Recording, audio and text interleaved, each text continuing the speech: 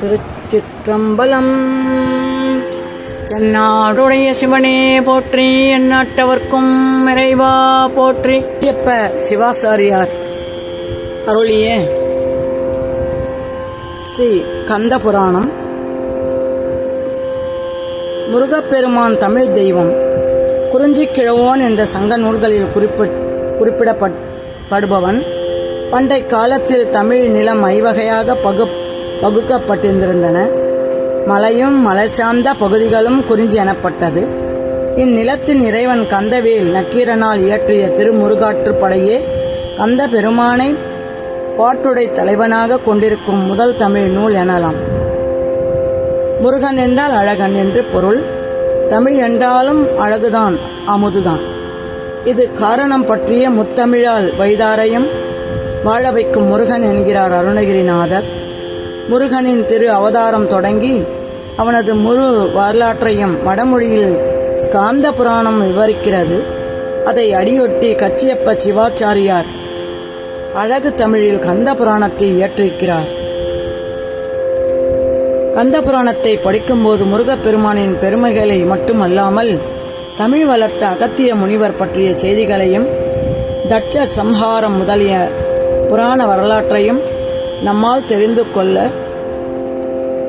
முடிகிறது. இத்தகைய சிறப்புகளுடன் இந்த கந்த புராணம் தொடங்குகிறது. திருச்சிற்றம்பலம். சபையிலே எழுந்த மறுப்பு. மாபெரும் சபை கூடியிருந்தது. மண்டபம் முழுவதிலும் மக்கள் நிறைந்திருந்தனர். புலவர்களும் பண்டிதர்களும் சாஸ்திர விற்பன்னர்களும் சகலகலா வல்லுநர்களும் அங்கே குழுமி இருந்தனர். அன்றைய தினம் அந்த சபையிலே அரங்கேற இருக்கும் அற்புத நூலை கேட்க அவர்கள் ஆவலோடு காத்திருந்தனர். குறிப்பிட்டிருந்த நேரம் நெருங்கியது. குமரக்கோட்டத்தில் கோலம் கொண்டுள்ள கந்த பெருமானுடைய பூஜையை முடித்துக்கொண்டு எழுந்தார் கச்சியப்ப சிவாச்சாரியார். பகவானுடைய திருப்பாதங்களுக்கு அருகே வெண்ணிற பட்டினால் சுற்றி வைக்கப்பட்டிருந்த ஓலைச்சுவடிகளை எடுத்து கண்களிலே ஒற்றிக்கொண்டார். அவருடைய பார்வை மந்தகாசத்தோடு நிற்கும் இறைவன் திருவடியிலே பதிந்தது. முருகா, என் அப்பனே, எல்லாம் இனிது நிறைவேற உன் அருள் துணை நிற்க வேண்டும் என்று பிரார்த்தித்துக் கொண்டார். பின்னர் அந்த சுவடிகளை பக்தியோடு கையில் ஏந்தியவராய் புறப்பட்டார். மண்டபத்தினுள் நுழைந்ததும் பெருத்த மகிழ்ச்சி ஆரவாரம் கச்சியப்பரை வரவேற்றது. அவருடைய உள்ளம் ஆனந்தத்தால் நிறைந்து வழிந்தது. பல நாட்களாக ஆவலோடு அவர் எதிர்நோக்கி காத்திருந்த பொன்னால் அல்லவா மண்டபத்தின் மத்தியிலே சற்று உயரமாக அமைக்கப்பட்டிருந்த மேடையை நோக்கி இரு கைகளையும் கூப்பி வணங்கிய போது அவருடைய கண்களிலிருந்து நீர் பெருக்கெடுத்தது. தழுதழுத்தது. பேரன்புடைய பெருமக்களே, அடியேன் என் சிற்றறிவுக்கு எட்டியவரை எழுதி படித்துள்ள இந்த நூலை தங்கள் சமூகத்தில் அரங்கேற்றம் செய்ய வந்துள்ளேன். அனுமதி வழங்க வேண்டும் என்று வேண்டினார். தொடங்கட்டும், ஆரம்பிக்கலாம் என்று குரல்கள் எழுந்தன. கச்சியப்பர் மெல்ல மேடை மீதேறி அமர்ந்து சுவடிகளை எடுத்து கண்களில் ஒற்றிக்கொண்டார். அவர் உள்ளம் குமரப்பெருமானை தியானித்தது. கண்மூடி தியானத்தில் அமர்ந்திருந்த அவர் சிறிது நேரம் பொறுத்து கண்விழித்தார். அருகிலே வைக்கப்பட்டிருந்த தட்டில் இருந்த மலர்களில் இருந்து சில மலர்களை எடுத்து பகவானை தியானித்தவாறு ஓலைச்சுவடிகளில் மேல் சமர்ப்பித்தார்.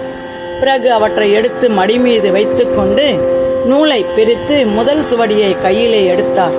அடுத்த கணம் அமைதி நிறைந்த அந்த சபையிலே அவருடைய குரல் கணீர் என்று எழுந்தது. திகட சக்கர செம்முக மைந்துளான் சகட சக்கர தாமரை நாயகன் அகட சக்கரவின் மணியாவுரை விகட சக்கரன் மெய்ப்பதம் போற்றுவோம். விநாயகர் காப்பாக தாம் பாடியிருந்த முதல் பாடலை எடுத்து சொன்ன கச்சியப்பார் அந்த பாடலுக்கான விளக்கத்தை பதம் பிரித்து தரலானார். திகழ் தசக்கர செம்முகம் ஐந்துளான், அதாவது விளங்கா நின்ற 10 திரு கைகளும் செவ்விய 5 திருமுகங்களும் உள்ள சிவபெருமானுடைய என்று பொருள் கூறினார். அப்போது கூட்டத்திலே அமர்ந்திருந்த புலவர்களில் ஒருவர் எழுந்து நிற்கவே மேற்கொண்டு பொருள் கூறுவது தடைப்பட்டது. ஐயா, தங்களுக்கு என்ன வேண்டும்? பாடலை திரும்பவும் படிக்கட்டுமா என்று கேட்டார் கச்சியப்பர்.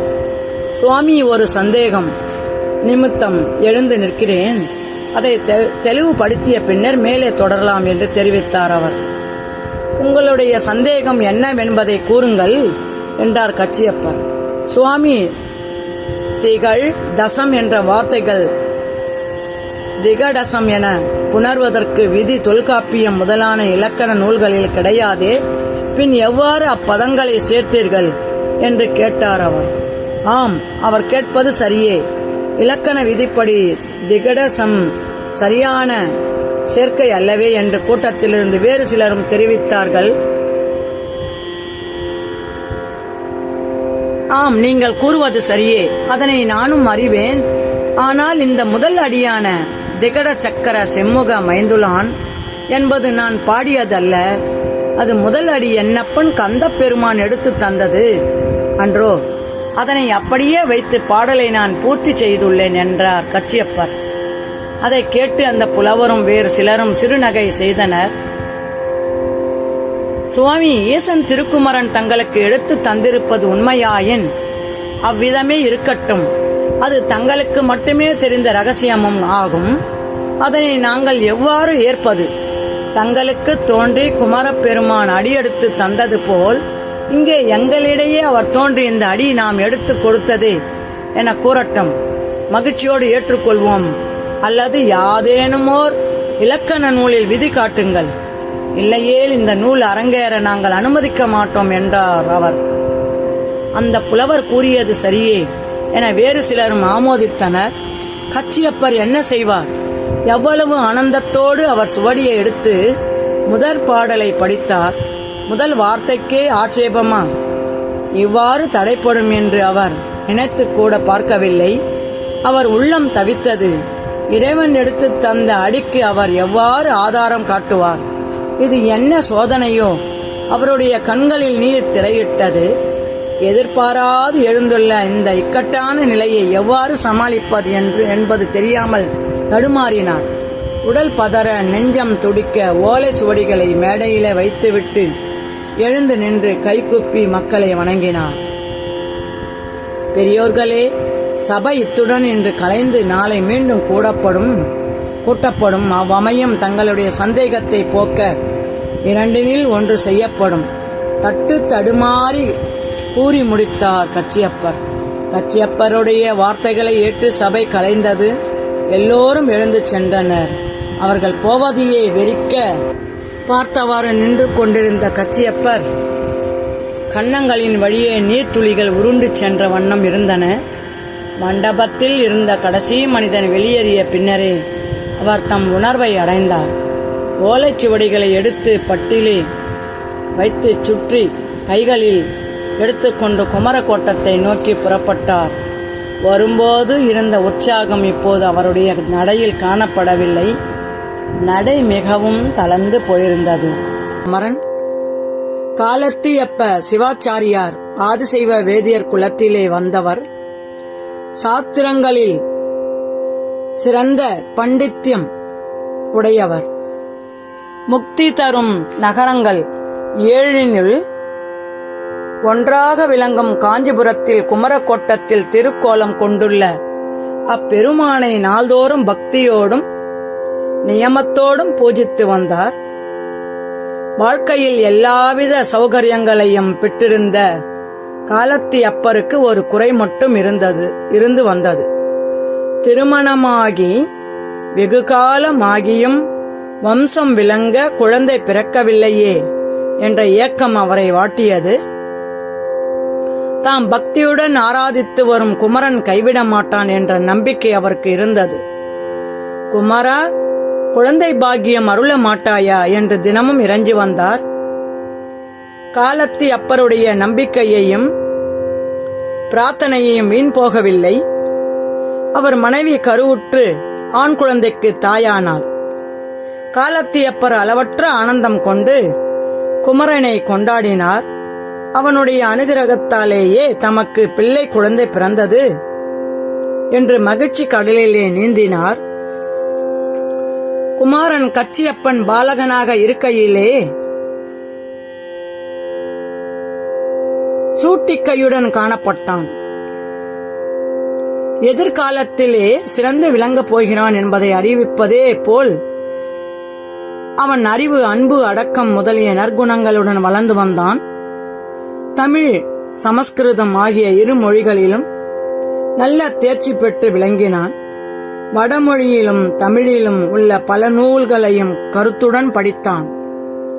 கல்வி கேள்விகளில் சிறந்து விளங்கும் மகனைக் கண்டு காலத்தியப்பர் உள்ளம் பூரித்து போனார். எம்பெருமான் தமக்களித்த திருமகனை அவருடைய சேவையிலேயே ஈடுபடுத்தினார். கச்சியப்பர் தம்முடைய மற்ற பணிகளோடு நாள்தோறும் குமர கோட்டத்துக்கு குமரனை பூஜிக்கும் பணியை ஏற்றுக்கொண்டார். சமய தீட்சை பெற்ற கச்சியப்பர் தேவார திருவாசகங்களை ஓதினார். விசேஷ தீட்சை பெற்று சைவ ஆகமங்களில் கிரியா காண்டங்களை கட்டறிந்து கொண்டார். அதன் பிறகு நிர்வாண தீட்சையும் ஆசாரிய அபிஷேகமும் பெற்று சிவாகமத்தின் ஞான காண்டங்களை கற்று அவற்றின் பொருளையும் தேவார திருவாசகத்தின் பொருளையும் உணர்ந்தார். வேதத்தின் ஞான காண்டங்களாகிய உபனிஷதங்களின் பொருளோடு அப்பொருள் மாறுபடாதிருக்க கண்டார். இவ்வாறு நாள்தோறும் அறிவிலும் ஆற்றலிலும் சிறந்து விளங்கி வரும் கச்சியப்ப குமார பெருமானை உள்ள அன்போடு பூஜை செய்து வந்தார்.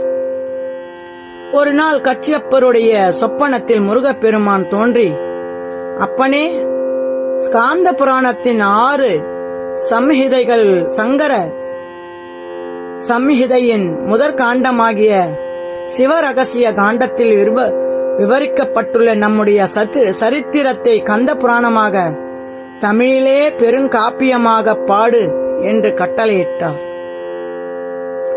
அத்துடன் திகட சக்கர செம்முக மைந்துலான் என்று அடியெடுத்து கொடுத்து மறைந்தார்.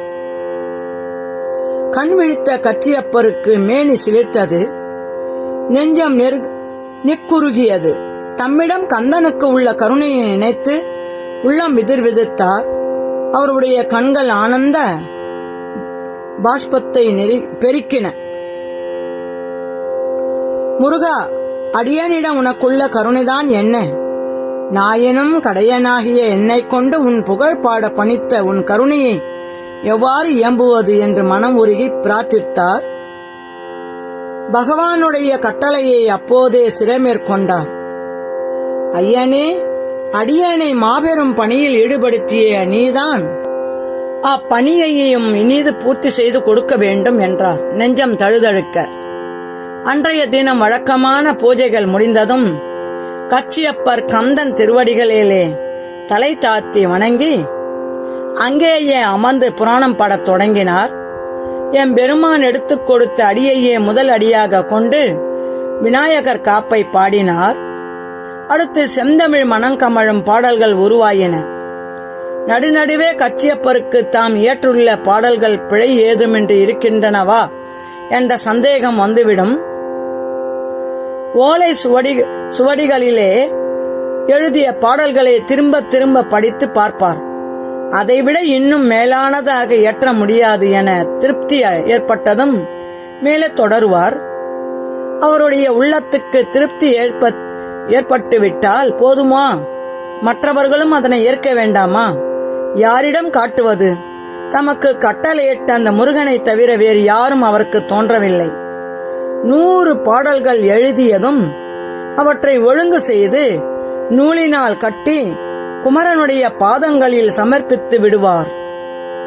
இரவு பூஜைகள் முடிந்து திருக்கதவை தாழிட்டு செல்லும்போது, எம் பெருமானே, இன்று பாடிய பாடல்களை உன் திருவடிகளில் சமர்ப்பித்து விட்டேன்.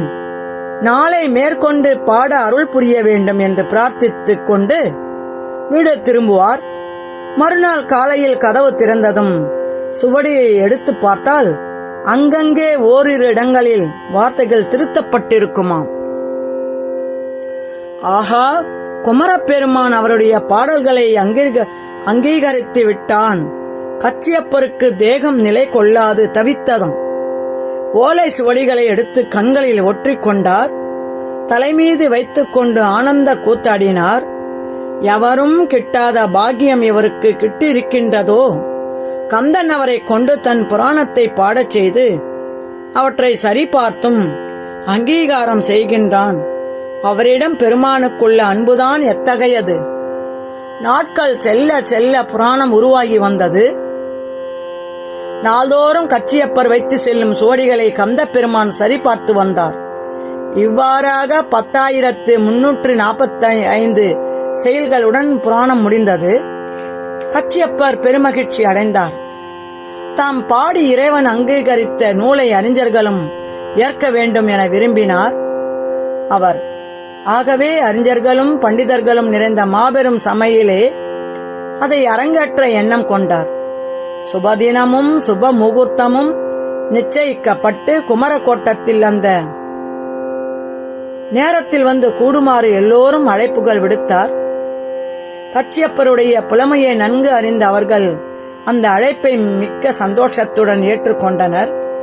குமரக்கோட்டம் கோலாகலமாக அலங்கரிக்கப்பட்டது.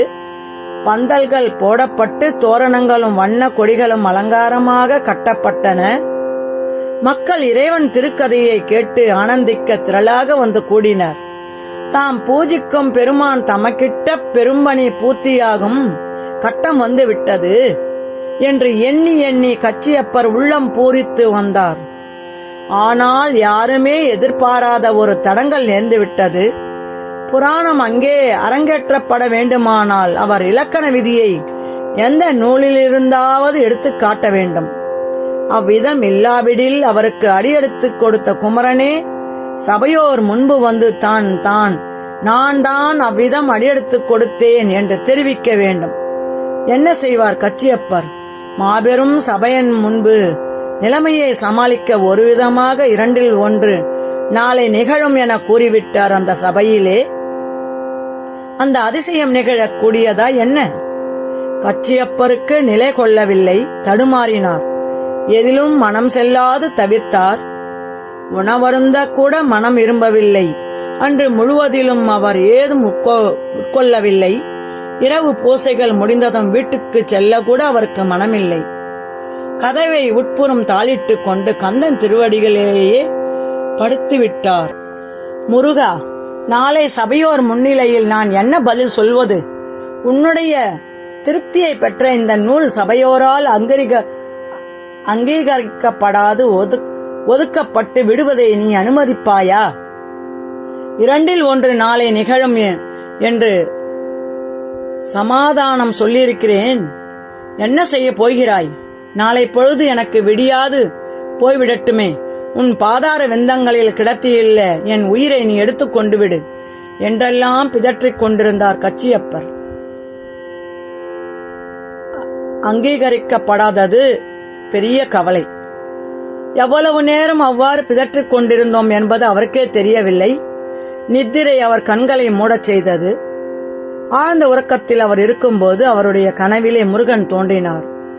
சில நாட்களுக்கு முன்பு தன்னுடைய சரிதத்தை காப்பியமாகப்படுமாறு பணித்த அதே தோற்றம். அன்பனே, கவலைப்படாதே. நாம் எடுத்துக் கொடுத்த அடியில் வரும் திகட சக்கரம் என்று சேர்க்கைக்கு இலக்கணம் இருக்கிறது. சோழ நாட்டிலே வீர சோழியம் என்றொரு இலக்கணம் நூல் உள்ளது. திகழ் தசம் என்ற 2 பதங்கள் திகடசம் என்று புணர்வதற்கு விதி அந்நூலிலேயே சந்தி படலத்தில் 18ஆம் செயலில் இருக்கிறது. சோழ நாட்டு புலவன் ஒருவன் நாளை சபையில் அந்நூலை நேரிலே கொண்டு தருவான் என்று அருளி மறைந்தார் முருகப்பெருமான். கண் விழித்து எழுந்த கச்சியப்பர் இறைவன் கருணையை கண்டு அவருடைய திருப்பாதங்களை 2 கைகளாலும் கட்டி அணைத்துக் கொண்டு ஆனந்த பாஷ்பம் பெருக்கினார். முருகா முருகா என்று நெஞ்சம் உருக பிரார்த்தித்தார். பொழுது புலர்ந்தது.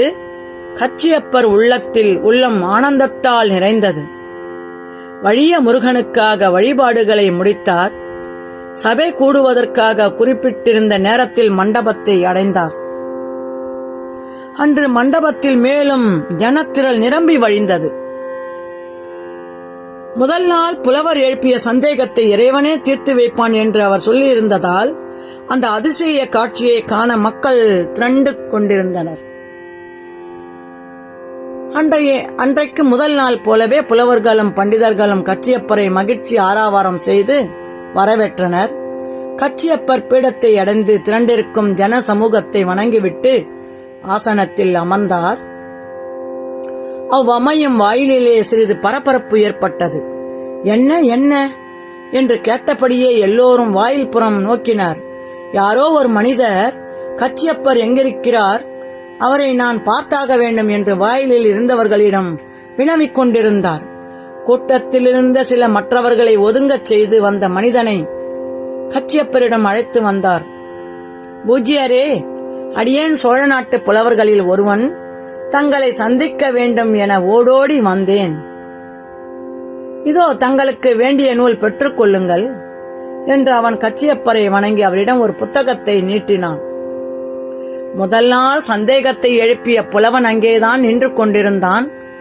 சற்றென்று முன்னால் வந்த அந்த புலவனிடம் இருந்த புத்தகத்தை வாங்கிக் கொண்டு, இது என்ன புத்தகம் என்று கேட்டான். பண்டிதரே, வீர சோழியம் என்று இலக்கண நூல் இது. சோழ நாட்டிலே வழக்கில் உள்ளது. இதில் சந்தி படலத்தில் 18ஆம் செயலில் நேற்று தாங்கள் எழுப்பிய சந்தேகத்துக்கு உரிய விதி இருக்கிறது என்று பணிவுடன் பதில் கொடுத்தார் கச்சியப்பர். புலவருடைய விரல்கள் பரபர என்று புத்தகத்தை பிரித்து பக்கங்களை தள்ளின. சந்திப்படலம் 18ஆம் செய்யுள். அந்த பாடலை அனைவரும் கேட்குமாறு உரக்க படித்தான். திகழ் தசம் என்று இரு வார்த்தைகளும் சேர்ந்து திகடசம் என்று ஆவதற்கு ஆன விதி அந்த செய்யுளிலே சொல்லப்பட்டிருந்தது. கச்சியப்பருடைய மேனி சிலிர்த்தது. முருகன் அவரை கைவிடவில்லை. தக்க சமயத்தில் அவரை காப்பாற்றிவிட்டான். பரபரப்போடு அமர்ந்திருக்கும் ஜன சமுதிரத்தை நோக்கி இரு கையும் கூப்பி வணங்கினார். புத்தகத்தை எடுத்து வந்திருந்த புலவன் முதல் நாள் சந்தேகத்தை எழுப்பியவனை நோக்கி, ஐயா, திரும்பவும் அந்த பாடலை படியுங்கள், சிலருக்கு காதில் விழாதிருக்கலாம் என்றான். அவன் மீண்டும் அந்த பாடலை அனைவரும் கேட்கும்படி உரக்க படித்தான். பக்கத்தில் இருந்த இரண்டொருவர் அந்த புத்தகத்தை வாங்கி அதில் உள்ள செய்யுளை பார்த்தனர். சபையோர்களே, உங்கள் ஐயம் நீங்கியதல்லவா என்று கேட்டான் சோழ நாட்டு புலவன். எங்கள் ஐயம் நீங்கிவிட்டது கச்சியப்பரே, நூலை தொடர்ந்து பாடுங்கள் என்று குரல் எழுப்பினர். சபையில் இருந்தவர்கள் குரல் எழுப்பினார்கள். அடுத்த கணம் அவ்விடத்திலே பளிச்சென்று மின்னல் வெட்டியது. என்ன என்ன என்று பரபரப்போடு சபையோர் ஒருவருக்கொருவரை வினவினர். கச்சியப்பருக்கு அருள் புரிய சோழ நாட்டு புலவராக வந்த செந்தமிழ் குமரன் தாம் வந்த காரியம் முடிந்தது என மறைந்து விட்டார். சபையிலே பரபரப்பு அதிகமாகியது. சோழ நாட்டு புலவனை காணாது அவர்கள் திடுக்கிட்டனர். இப்போது இங்கேதானே அவன் நின்றிருந்தார், அதற்குள் எங்கு போய்விட்டார் என்று பரபரப்போடு அவர்கள் கேட்டனர். கச்சியப்பர் சில வினாடிகள் தம்மையே மறந்து உட்கார்ந்திருந்தார். குமரன் அல்லவா சபையில் தோன்றி அவர்களுடைய சந்தேகத்தை போக்கி அருளினார். அவருடைய கண்கள் நீரை சொரிந்தன. இரு கைகளையும் கூப்பி மனத்திலே கந்தனை தியானித்து வணங்கினார். அவர் மேனியே அந்த அற்புதத்தை எண்ணி எண்ணி நடுங்கியது. மகா ஜனங்களே, கந்த பெருமானே சோழ நாட்டு புலவராக இங்கு தோன்றி உங்கள் சந்தேகத்தை போக்கி அருளினார் என்று தழுதழுக்க கூறினார். அந்த வார்த்தைகளை கேட்டு சபையோர் மிக்க ஆச்சரியம் அடைந்தனர். இறைவன் அவர்களுக்கிடையே தோன்றி அவர்களுடன் உரையாடியதை அவர்களால் உணர முடியாமல் போனது. அதை பற்றி அவர்கள் வருந்தினார்கள். கச்சியப்பருடைய தவ வலிமையையும் அவரிடம் கந்தனுக்குள்ள அன்பையையும் அவர்கள் பலவாறாக கொண்டாடினார். ஒருவர் பின் ஒருவராக வந்து அவருடைய பாதங்களில் விழுந்து அவருடைய வார்த்தைகளுக்கு மறுப்பு கூறியதற்காக தங்களை மன்னிக்குமாறு வேண்டினர். முதல் நாள் சபையிலே எழுந்து நின்ற சந்தேகத்தை எடுத்து கூறி நூலை மேலே தொடர்ந்து அரங்கேற்ற அனுமதிக்க முடியாது என உரைத்த புலவர் என் சான் உடம்பும் ஒரு சானாக குறுக கச்சியப்பருடைய கால்களை பற்றி கொண்டு கதறினான். ஐயனே, தங்கள் அறிவாற்றலை உணராது அடியேன் ஏதேதோ பேசி ஓர் புனித காரியத்துக்கு தடையை உண்டாக்கிவிட்டேன். ஆண்டவனிடம் தங்களுக்கு உள்ள ஈடுபாடு இன்று அத்தடையை போக்கிவிட்டது. அடியேன் செய்த மாபெரும் குற்றத்தை மன்னிக்க வேண்டும். அப்போதுதான் பெரியவரான தங்களுக்கு அபச்சாரம் செய்து விட்டதை எண்ணி எண்ணி தவிக்கும் என் நஞ்சம் அமைதியுறும் என்று கண்ணீர் விட்டு கதறினான். கச்சியப்பார் அந்த புலவருடைய தோள்களை தொட்டு எழுந்திருக்கச் செய்தார். அப்படியே அவரை கட்டித் தழுவிக் கொண்டார். சுவாமி, தாங்கள் எவ்வளவும் வருந்த வேண்டாம், எல்லளவும் வருந்த வேண்டாம். தாங்கள் மறுத்து உரைத்த அல்லவோ என் அப்பனுடைய அருள் வெளிப்பட்டது. நீங்கள் மறுத்ததினால் என் அப்பன் வெளிப்பட்டான் என்று அவரை கொண்டாடினார் கச்சியப்பர். இறைவனே நேரில் தோன்றி ஆதாரம் காட்டிய பிறகு தடை என்ன? சபையிலிருந்த புலவர்களும் பண்டிதர்களும் நூலை தொடர்ந்து பாடுமாறு கச்சியப்பரை வேண்டிக் கொண்டனர். கச்சியப்பரும் சுவடிகளை எடுத்து பிரித்து மேலே தொடரலானார். நாள்தோறும் புராண அரங்கேற்றம் தொடர்ந்தது. பாடல்களை ஒவ்வொன்றாக பாடி அவற்றுக்கு விளக்கம் கூறி வந்தார் கச்சியப்பர். பிரம்மன் உருட்டி விட்ட சக்கரம். இப்பூலகிலே எத்தனையோ புண்ணிய ஸ்தலங்கள் இருக்க, தெற்கே கம்பா நதி தீரத்திலே உள்ள காஞ்சி எனப்படும் சேத்திரமே இறைவனுக்கு மிகவும் உகந்த தான தலமாக இருக்கிறது. முன்னர் ஒரு சமயம் அத்தலத்திற்கு பிரம்மன் நாமகளோடு எழுந்தருளி இறைவனை ஆராதித்து மகிழ்ந்து அங்கே தங்கி இருக்கையில் அவரை காண சில முனிவர்கள் அவ்விடம் வந்தனர்.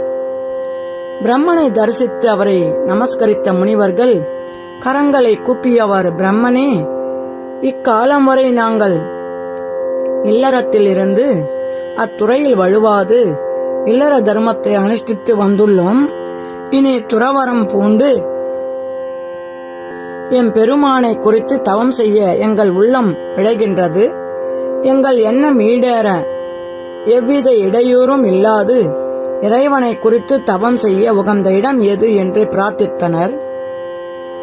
முனிவர்களுடைய கோரிக்கையை கேட்ட நான்முகன் பக்கத்தில் இருந்த தர்பை ஒன்றை எடுத்து அதை சக்கரம் போல வளைத்து முடித்தார். முடிந்து பின்னர் அதை தரையிலே உருட்டிவிட்டார். பிரம்மனால் உருட்டி விடப்பட்ட தர்பையாலான சக்கரம் வேகமாக சென்றது.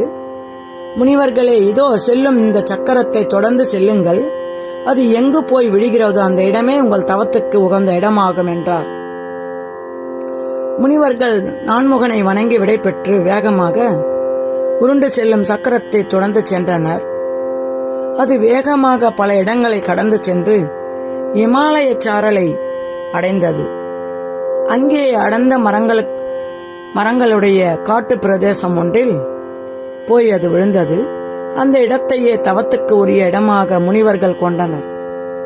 ஓடைகளும் சிற்றார்களும் நிறைந்த அந்த பிரதேசம் மனதுக்கு ஒருவித சாந்தியை அளித்தது.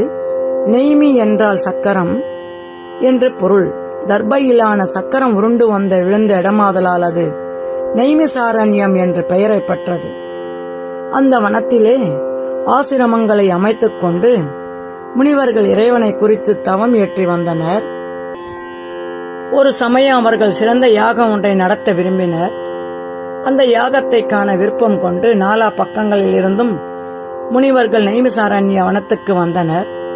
அவ்வாறு வந்தவர்களின் மிகவும் புகழ்பெற்றவரும் புராணங்களை எடுத்துச் சொல்லுபவருமான சூத முனிவர் ஒருவர். சூதரை கண்டதும் நெய்மிசாரண்ய முனிவர்கள் அடைந்த ஆனந்தம் விவரிக்க போதாது. அவர்கள் முனிவரை வரவேற்று அவரை பலவாறாக உபசரித்து கொண்டாடினார்கள். பின்னர் சண்முகனுடைய அவதாரத்தை பற்றி ஆவல் உள்ளவர்களாய் இருக்கிறோம், அதனை எங்களுக்கும் எடுத்து சொல்ல வேண்டும் என்று வேண்டினர். சூதரும் மகிழ்ச்சி அடைந்து தேவரை சிறைமிட்ட கந்தனுடைய விருத்தாந்தத்தை சுருக்கமாக எடுத்து கூறினார். அதை கேட்ட முனிவர்கள், மகரிஷி, சண்முக பெருமானுடைய அவதார மகிமையையும் அவர் தம் திருவிளையாடல்களையும் விரிவாக கேட்க ஆசைப்படுகிறோம், சுருக்கம் கூறிவிட்டீர்களே என்று தெரிவித்தார்கள். அதன் மீது சூதரம் அவர் கேட்டபடியே விரிவாக எடுத்து கூறினார். தாமரை மலரிலே தெய்வக் குழவி. இந்திரன் முதலான தேவர்களாலும் முனிவர்களாலும் சித்தர்களாலும் மற்றும் உள்ளோர்களாலும் கைகூப்பி வணங்கப்படுவதும் நந்தி தேவருடைய காவலுக்கு உட்பட்டதுமான திரு கைலாய மலையிலே ஓர் அழகிய ஆலயம் உண்டு. தகதகவென்று நாற்புறமும் வீசும் பொன்னிறத்தோடு கூடிய அந்த ஆலயத்தினுள் நவரத்தினங்கள் கொண்டு அமைக்கப்பட்ட மணி மண்டபம் ஒன்று இருக்கிறது. அதன் நடுவே அற்புதமான சிங்காதனம் ஒன்று அமைக்கப்பட்டிருக்கிறது. அதில் தேவியுடன் அமர்ந்து ஈசன் அடியார்களுக்கு திவ்ய தரிசனம் தருவார். முனிவர்கள் நாற்புறமும் சூழ்ந்து கொண்டு தேவியுடன் கூடிய இறைவன் திருக்கோலத்தை கண்ணார கண்டு மகிழ்ந்து அவரை பலவாறு போற்றி துதிப்பார்கள். இவ்வாறு இருந்து வரும் நாளையில் ஒரு சமயம் தேவி ஈசன் திருவடிகளை பணிந்து எழுந்து கண்களில் நீர் திரையிட உள்ளத்தில் குமுறிக் கொண்டிருக்கும் எண்ணத்தை வெளியிட்டாள். சுவாமி, சிறிது காலமாக என் உள்ளம் அமைதியின்றி தவிக்கிறது. இந்திராதி தேவர்களாலும் வணங்கப்பெறும் தங்களை ஆராதித்து அருள் பெறாது அவமதிக்க துணிந்த தட்ச பிரதாபதியின் மகள் என்று என்னை கூறிக்கொள்வதை என் உள்ளம் விரும்பவில்லை. அதை நினைக்க நினைக்க எனக்கு மிகவும் அருவருப்பாகவும் வேதனையாகவும் உள்ளது. அதனால் இந்த தேகத்தையும் அதனால் உண்டான தாட்சாயணி என்ற பெயரையும் ஒழிக்கவே என் மனது துடிக்கிறது. அடியாளுக்கு ஆறுதல் ஏற்படக்கூடிய மார்க்கத்தை தாங்கள்தான் காட்ட வேண்டும். தேவியின் வேண்டுகோளை கேட்ட ஈசன் திருமுகத்திலே குறுநகை நெளிந்தது. பிரியே, இவ்வுலகிலே உள்ள உன் குழந்தைகளாகிய உயிர்களின் நன்மைக்காகவே நீ இத்தகைய முடிவுக்கு வந்திருக்கிறாய். உன் விருப்பத்தை நான் நிறைவேறச் செய்வேன். மலை அரசனாகிய இமவான் பதுமத்தடாக கரையிலே என்னை குறித்து தவம் இருந்து வருகின்றான். உன்னை தன் மகளாக அடைந்து எனக்கு திருமணம் செய்து கொடுக்க ஆனந்திக்க வேண்டும் என்பது அவன் விருப்பம். அவன் எண்ணத்தை நிறைவேற்ற நானும் விருப்பம் கொண்டிருக்கிறேன். ஆகவே மலையரசன் மகளாக தோன்றி அவனிடம் வளர்ந்து வா. 5 வயது நிரம்பியதும் என்னை குறித்து தவம் மேற்கொள். பூதகணங்கள் புடைசூழ நான் வந்து உன்னை திருமணம் செய்து கொண்டு இமவான் உள்ள கிடக்கையை நிறைவேற்றுவேன் என்றார். தேவி அளவற்ற ஆனந்தம் கொண்டவளாய் ஈசனை பணிந்து அவரிடம் விடைபெற்று கைலாயத்தை விட்டு புறப்பட்டாள். அன்றைய தினம் வழக்கம் போல தடாகத்திலே இறங்கி நீராடி உள்ளத்தையும் உடலையும் புனிதமாக்கிக் கொண்டு கரையேறினான். இமவான் தற்செயலாக தடாகத்தின் நடுவே மலர்ந்திருந்த தாமரை மலர்களின் மீது அவனுடைய பார்வை நிலைத்தது. இமவானுக்கு தடாகத்திலே இறங்கி நீராடி உள்ளத்தையும் உடலையும் புனிதமாக்கிக் கொண்டு கரையேறிய இமவானுக்கு தற்செயலாக அவனுடைய பார்வை மலர்கள் மீது நிலைத்தது. பார்த்து கொண்டிருக்கும் போதே ஆச்சரியத்தால் அவனுடைய கண்கள் அகன்றன. அதோ அந்த தாமரை மலரிலே ஏதோ அசைக்கின்றது. இமவான் கண்களை கசக்கிக் கொண்டு பார்த்தான்.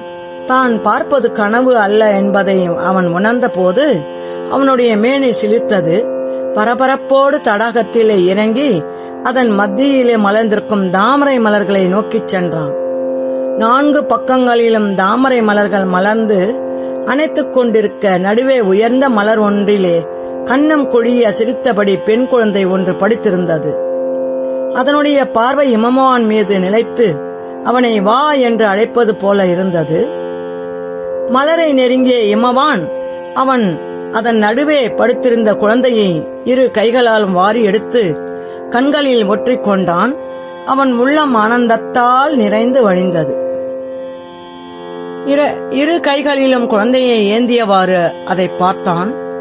குழந்தை அவனை பார்த்து சிரித்தது.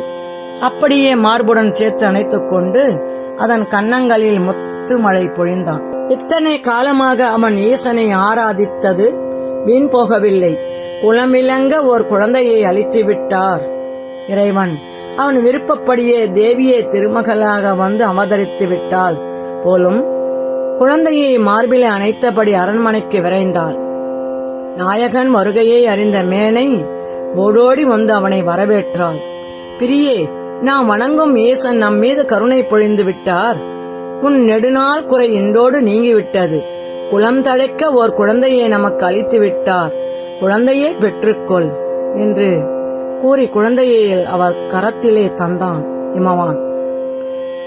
மகிழ்ச்சி ஆறாக பெருக மேனை குழந்தையை இரு கைகளாலும் வாங்கி, கண்ணே வந்தாயா என்று கேட்டபடி முத்தமிட்டாள்.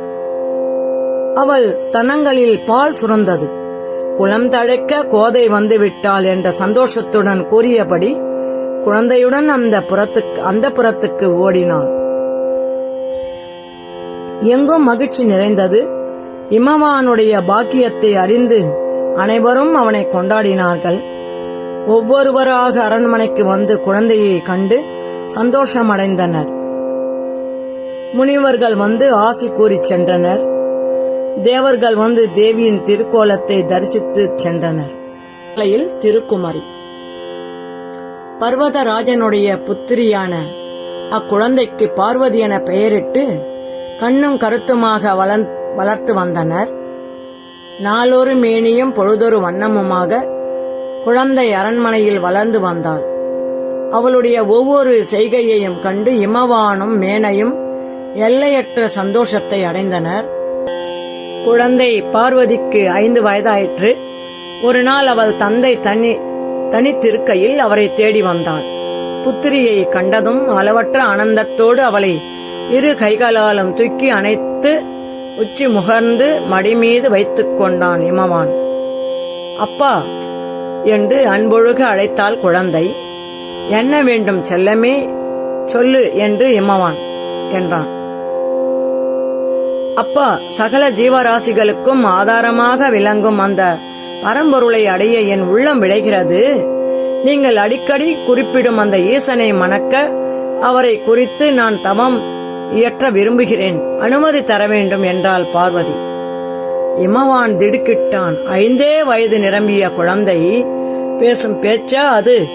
அந்த வயதில் பரம்பொருளை பற்றியும் ஈசனை பற்றியும் குழந்தை என்ன தெரிந்து கொள்ள முடியும்? அந்த எண்ணம் அவன் உள்ளத்தில் அதிக நேரம் நீடிக்கவில்லை. ஏனெனில் அவன் பார்வதியை நன்கு அறிவான். மற்ற மானிட குழந்தைகளை விட அவள் அறிவிலும் ஆற்றலிலும் மேம்பட்டு விளங்கினாள். இறைவன் திருவருளால் பெற்ற குழந்தை அல்லவா அவள். 3 வயது முதலே அவள் தாயிடம் தந்தையிடமும் எத்தனை விஷயங்களை கேட்டு தெரிந்து வந்திருக்கிறாள்.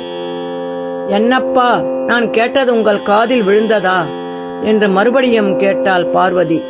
குழந்தையின் முகத்தை தன் கன்னத்தோடு சேர்த்து வைத்து அணைத்துக் கொண்டாள் ஹிமவான். பார்வதி, நீ கூறிய விஷயங்கள் எல்லாம் உன் வயதுக்கு ஏற்ற செயல்கள் அல்ல. 5 வயது நிரம்பிய உனக்கு இந்த கஷ்டங்கள் வேண்டாம்மா. வேண்டாம் அம்மா, அதற்கெல்லாம் உரிய வேலை வந்ததும் நானே உன் விருப்பத்தை நிறைவேறச் செய்வேன் என்றான். பார்வதி மெல்ல சிரித்தாள். அதைக் கண்ட இமவான், ஏனம்மா சிரித்தாய்? நான் சொன்னது உனக்கு பிடிக்கவில்லையா என்று கேட்டான். அப்பா, நான் தவம் இயற்றுவதில் தவறு ஏதும் இருப்பதாக தெரியவில்லையே என்றாள் பார்வதி. குழந்தாய், உன் எண்ணத்தை தவறு என்று நான் சொல்லவில்லை. அந்த பரமனுக்கே உன்னை மனம் செய்து தர வேண்டும் என்பதே என்னுடைய லட்சியம். அப்படி இருக்க ஏன் தயங்குகிறீர்கள் என்றாள் பார்வதி. பார்வதி, எத்தனையோ ஆனந்தமாக இருக்க வேண்டிய வயதில் சிரமங்கள் நிறைந்த தவ வாழ்க்கையை மேற்கொள்வதா? அதற்கான காலம் இன்னும் வரவில்லை அம்மா. அதை பற்றிய நினைப்பை எல்லாம் என்னிடம் விட்டுவிடு. தகுந்த நேரத்தில் நான் அதற்கான ஏற்பாடுகளை செய்வேன். போய் விளையாடம்மா என்று குழந்தையின் கன்னத்தில் செல்லமாக கிள்ளினான் இமவான். தந்தையின் மடியை விட்டு கீழே இறங்கிய பார்வதி அவர் எதிர்பார்த்தது போல துள்ளி குதித்தபடி விளையாடச் செல்லவில்லை. அவருடைய முழங்கால்களை பிடித்துக் கொண்டு நின்றிருந்தார். சற்று முன்பு குதி போட்டுக் கொண்டிருந்த சந்தோஷம் இப்போது அவள் திருமுகத்திலே காணப்படவில்லை. மாறாக ஏதோ ஒருவித சோகம் குடிக்கொண்டிருந்தது. அதை இமவான் கவனிக்க தவறவில்லை. அவள் கைகளை பிடித்து அருகில் இழுத்து மடியிலே அணைத்துக் கொண்டாள். பார்வதி, என் மீது கோபமா? சொல்லம்மா என்று குனிந்து அவள் முகத்தை பார்த்தான் இமவான். அவளுடைய சின்னஞ்சிறு கண்களில் நீர் மெல்ல திரையிட்டிருப்பதைக் கண்டான். பார்வதி, நான் சொல்வதை கவனமாக கேளம்மா. உன் உள்ளத்தில் தோன்றியுள்ள உத்தமனான எண்ணத்தை கேட்கும் போது என் மனம் பெரிதும் சந்தோஷம் அடைகிறது. குழந்தாய், தவம் செய்கின்றதெல்லாம் காட்டிலே போய் வாசம் செய்ய வேண்டும். எவ்விதமான சௌகரியமும் இருக்காது. தவிர காட்டிலே எத்தனையோ துஷ்ட மிருகங்கள் நாலா பக்கங்களிலும் சஞ்சரிக்கும். அவற்றால் எந்த வேளையிலும் ஆபத்துக்கள் நேரிடலாம். அதனால்தானம்மா இப்போது இந்த விஷயத்தை ஒத்து போடுமாறு சொன்னேன். இன்னும் கொஞ்சம் காலம் போகட்டும், அதற்குள் நீயும் வளர்ந்து விடுவாய் என்றான் யமவான் அன்போடு. அப்பா, அந்த விஷயங்கள் எல்லாம் எனக்கு தெரியாதா? நீங்கள் பலமுறை முனிவர்கள் தவம் ஏற்றுவதை பற்றி எனக்கு சொல்லி இருக்கிறீர்களே.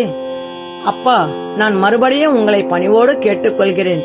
எல்லா விஷயங்களையும் நான் சிந்தித்து பார்த்தே ஒரு முடிவுக்கு வந்து உங்களை கேட்டேன். எனக்கு என்ன கஷ்டம் வந்துவிடப் போகிறது? நான் வணங்கும் அந்த பரமனுக்கு அல்லவா என்னை காப்பாற்றும் பொறுப்பு இருக்கிறது. அவரன்றோ கவலைப்பட வேண்டியவர். நாம் ஏன் அவற்றை குறித்து கவலைப்பட வேண்டும் என்று கெஞ்சுதலாக கேட்டாள் பார்வதி. என்ன செய்வான் இமவான்? குழந்தையின் உள்ளத்தில் உறுதியாக பற்றி நிற்கும் எண்ணத்தை மாற்றுவது இயலாது என்பதை உணர்ந்தான். அவளை பற்றி நினைக்க நினைக்க ஒரு பக்கம் பெருமையாகவும் மற்றொரு பக்கம் வேதனையாகவும் இருந்தது. 5 வயது நிரம்பிய குழந்தை கானகத்திலே எவ்வாறு தனித்திருப்பாள்? அவனுக்கு ஓர் யோசனை தோன்றியது. குழந்தையை அணைத்து முத்தமிட்டான்.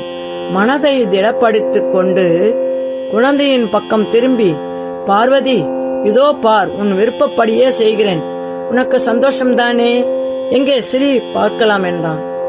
கலகலமென்று சிரித்தவாறு தந்தையின் கைகளிலே முகத்தை வைத்து அழுத்திக் கொண்டது குழந்தை.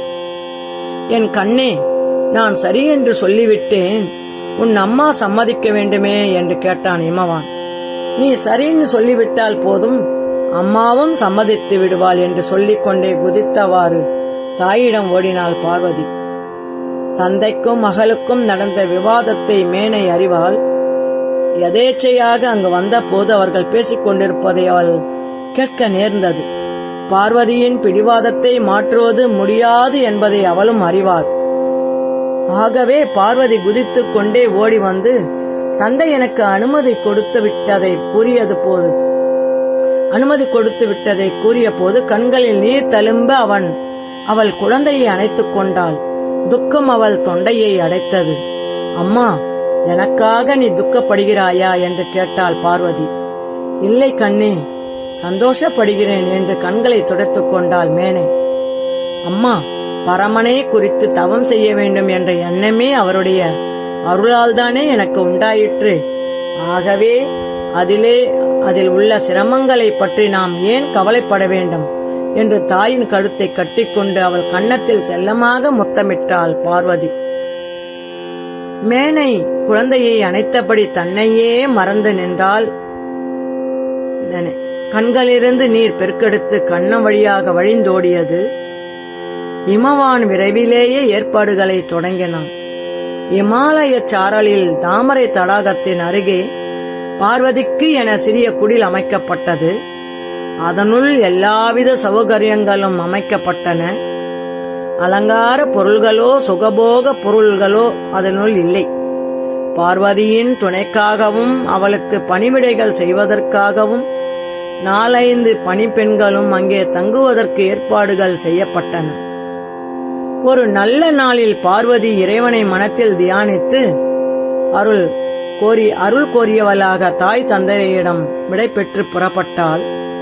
இமவான் பெண்ணோடு தவச்சாலைக்கு வந்து அங்கே அவள் தேவைகள் சரிவர நிறைவேற்றப்பட்டிருக்கின்றனவா என பார்த்து திரும்பினான். பார்வதி தடாகத்திலே இறங்கி உள்ள தூய்மையோடு நீராடி கரையேறினாள். அரச போகத்துக்கு உரிய ஆடை ஆபரணங்களை விலக்கிவிட்டு எளிய உடைகளை அணிந்து கொண்டாள். எம் பெருமானை குறித்து பக்தியோடு மனம் உருக பிரார்த்திக்கொண்டு தவம் இயற்றலானால் அவளுடைய தவம் ஆரம்பமானது. பார்வதி தவம். திருச்சிற்றம்பலம். தென்னாடுடைய சிவனே போற்றி, எந்நாட்டவர்க்கும் இறைவா போற்றி, ஏகம்பத்துரையந்தாய் போற்றி, பாகம் பெண்ணுருவானாய் போற்றி, அண்ணாமலையம் அண்ணா போற்றி, கண்ணாரமுதக் கடலே போற்றி, ஆடக மதுரை அரசே போற்றி, கூடலிலங்கு குருமணி போற்றி, காவாய் கனகத்திரளே போற்றி, கைலை மலையானே போற்றி போற்றி. திருச்சிற்றம்பலம். கச்சியப்ப சிவாச்சாரியார் அருளிய ஸ்ரீ கந்த புராணம். ஒரு கந்தர் அனுபூதி பாடல். திணியான மனோசிலை மீதுனதால் அணியார் அரவிந்தம் அரும்பு மதோ பணியாய நவல்லி பதம் பணியும் தனியா அதிமோக தயாபரணே. திருச்சிற்றம்பலம்.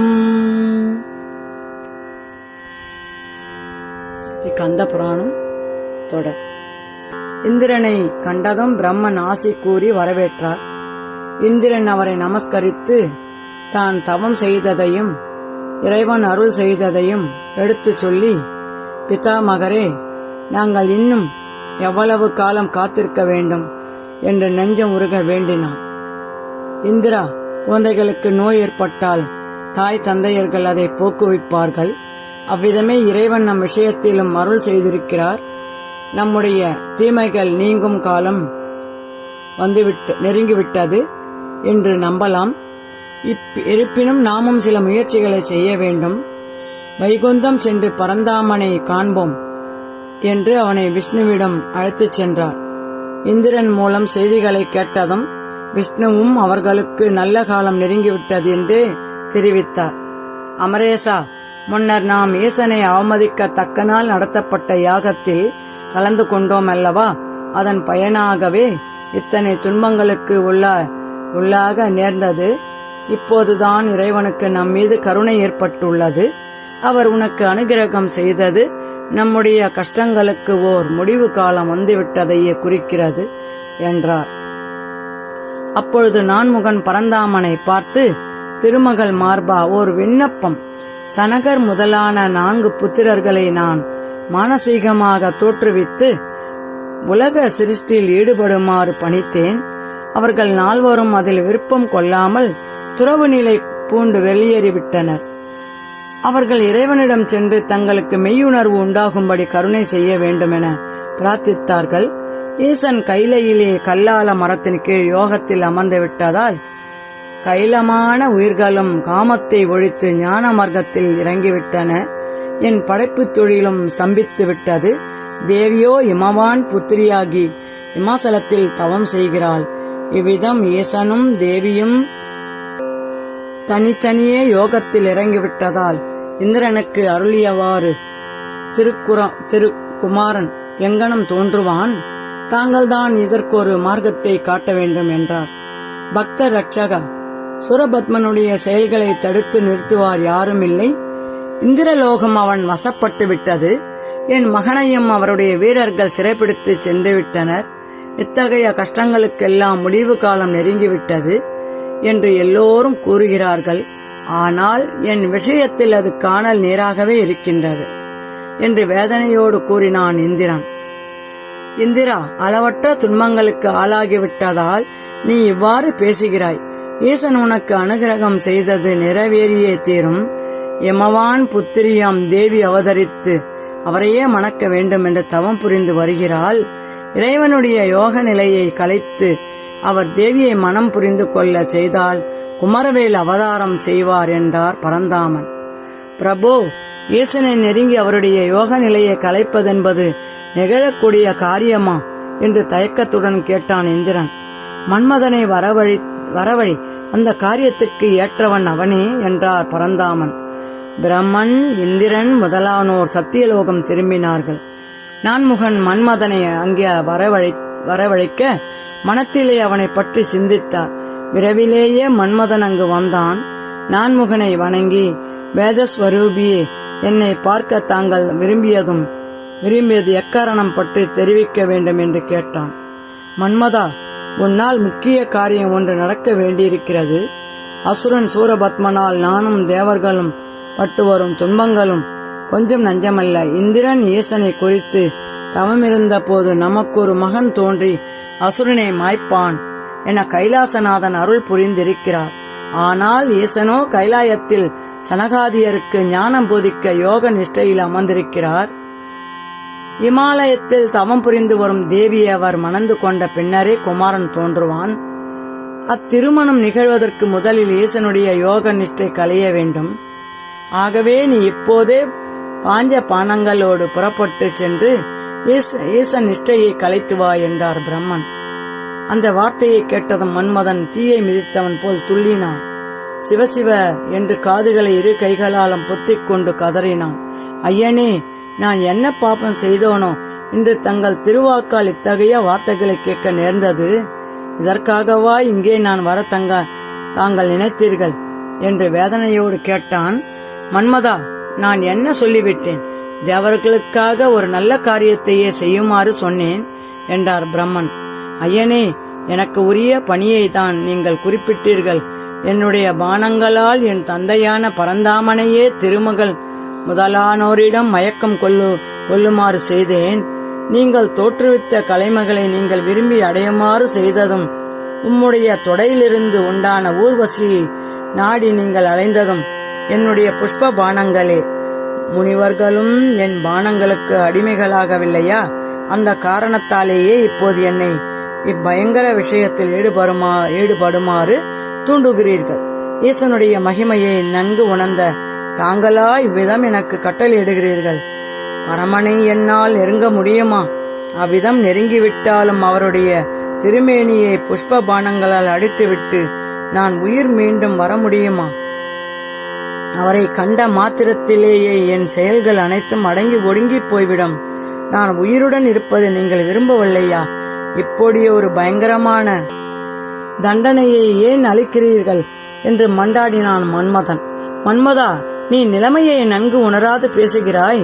உத்தமர்கள் தங்கள் உயிரை கூட பிறருக்காக தியாகம் செய்ய தயங்க மாட்டார்கள் என்பதை நீ அறியாயா? முன்னர் பார்க்கடலிலே அமுதம் பெற மந்தர மலையை கொண்டு கடைந்த போது வாசுகி சிரமம் தாங்க மாட்டாமல் தன்னுடைய 1000 முகங்களில் இருந்தும் விஷத்தை கக்கிய போது நடந்ததை மறந்து விட்டாயா? உன் தந்தை பரந்தாமன் தேவர்களை காக்க தாம் அவர்களோடு இருந்து விஷத்தின் வெப்பத்தை குறைக்கவில்லையா? அந்த விஷத்தின் கடுமையால் அவருடைய திருமேனி கருநிறமாகிவிட்டது. அதை அவர் பொருட்படுத்தினாரா? ஏன் பின்னர் ஆழ்கடலில் இருந்து ஔஷதிகளின் கடைதலினால் ஆலாகால விஷயம் தோன்றிய போது நடந்ததையும் நினைத்துப்பார். அண்ட சராசரங்களும் பிழைத்திருக்க வேண்டும் என்று கருணையால் ஈசன் அந்த விஷத்தை கிரகித்து விழுங்கி தொண்டையிலே கரும நிறத்தை பெறவில்லையா? உன் தந்தை விஷ்ணுவுடன் எதிர்த்து போரிட்டு ததீசி முனிவரிடம் இந்திரன் சென்று யாசித்த போது அவர் சிறிதும் தடை சொல்லாமல் தம்முடைய எலும்புகளை கொண்டு வஜ்ராயுதத்தை செய்து அதனால் விருத்திராசுரனை அழிக்க உயிரையே தரவில்லையா? இன்னும் எத்தனை சொல்ல வேண்டும்? மற்றவருடைய நன்மைக்காக தம்முடைய உயிரை அற்பமாக எண்ணுபவர் என்றென்றும் புகழுடம்போடு வாழவில்லையா? சூரபத்மனால் தேவர்கள் தாங்க முடியாத துயரங்களை அடைந்து வருகின்றார்கள். அவர்களுக்காக நீ இந்த பணியை ஏற்கத்தான் வேண்டும் என்றான் பிரம்மன். அப்போதும் மன்மதன் மறுப்பு சொன்னான். ஐயனே, என்னை கட்டாயப்படுத்த வேண்டாம் என தங்களுடைய திருப்பாதங்களை பிடித்துக் கொண்டு மன்றாடுகிறேன். ஈசனிடம் மட்டும் என்னை அனுப்ப வேண்டாம். வேறு எந்த காரியத்தை சொன்னாலும் மகிழ்ச்சியுடன் நிறைவேற்றி தர சித்தமாயிருக்கிறேன் என்று கண்களில் நீர் மல்க கூறினான். பிரம்மன் எவ்வளவோ எடுத்து கூறியும் மன்மதன் அதற்கு இணங்காது மறுத்து பேசுவதைக் கண்டு இந்திரன் பெரிதும் மனம் கலங்கினான். இறைவன் அருள் செய்தும் அந்த காரியம் நிறைவேறாது போய்விடுமோ என்று பயந்தான். உடலும் உள்ளமும் நடுங்க பிரம்மனை பார்த்தான். அவன் நிலையை நன்கு உணர்ந்த பிரம்மன் பாவனையால் அவனுக்கு தைரியம் சொன்னார். மன்மதா, நான் எவ்வளவு சொல்லியும் நீ மறுப்பது அழகல்ல. என் வார்த்தையை ஏற்று இந்த காரியத்தை முடிக்கப் போகிறாயா இல்லையா? தெளிவாக சொல்லிவிடு. என் வார்த்தைக்கு இணங்க மறுத்தால் கொடிய சாபத்தை அளிப்பேன் என்பதையும் நினைவில் கொள் என்று சொல்லுகிறாய். என்ன சொல்லுகிறாய் என்று கோபத்தோடு கேட்டார் பிரம்மன். பிரம்மனுடைய கோபத்தை கண்ட மன்மதன் சிறிது தயங்கினான். ஈசனிடம் செல்வதென்பது நெருப்பு குண்டத்திலே குதிப்பது போல்தான்.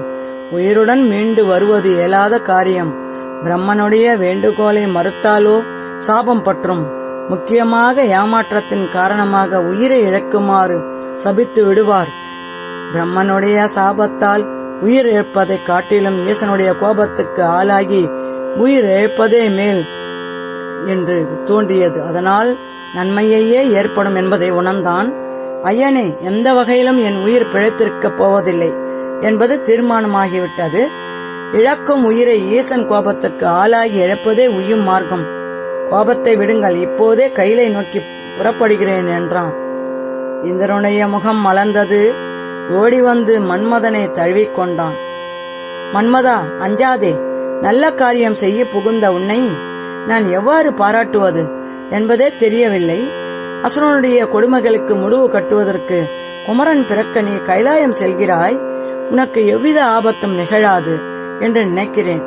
ஈசன் நிஷ்டையை கலைத்து அவர் உள்ளத்திலே காமத்தை பொங்கி எழச் செய்ய வேண்டும் என்று வேண்டினான். காமக்கனல் பொங்கி எழும் வேளையில் கோபக்கனலுக்கு தான் ஆளாகப் போவதை அறியாது இந்திரன் பேசுகிறானே என்று நினைத்து மெல்ல சிரித்த மன்மதன், அமரேசா, அவ்வாறு செய்வேன், நான் புறப்படுகிறேன் என்றான். மன்மதா, நீ முன்னதாக போய் உன் காரியத்தை முடி, உன் பின்னாலேயே நாங்களும் வருகிறோம் என்றான் பிரம்மன். இருப்பிடம் திரும்பிய மன்மதன் தன் மனைவி ரதியிடம் பிரம்மலோகத்தில் நடந்ததை தெரிவித்தான். அதை கேட்டு அவள் பதபதைத்தாள். மன்மதன் அவளுக்கு ஆறுதல் வார்த்தைகள் பல கூறினான். அவனை விட்டு பிரிந்திருக்க விரும்பாத ரதி அவனோடு தானும் வருவதாக பிடிவாதம் பிடித்தார். முடிவில் மன்மதன் அவளையும் உடன் அழைத்துக் கொண்டு பஞ்சபானங்களோடு தென்றலாகிய தேரில் ஏறி கைலாயம் நோக்கி புறப்பட்டான் மன்மதன். கைலாயத்தின் கிழக்கு வாயிலை அடைந்ததும் அங்கே நந்தி பெருமான் காவல் இருப்பதை கண்டான் மன்மதன். உடனே தேரிலிருந்து இறங்கி அவர் முன்பு சென்று வணங்கினான். மன்மதா, இங்கு வந்த காரியம் என்ன? ஈசனை தரிசிக்க வந்திருப்பாயானால் அதற்கு இது சமயம் அல்ல என்பதை தெரிந்து கொள் என்றார் நந்தி.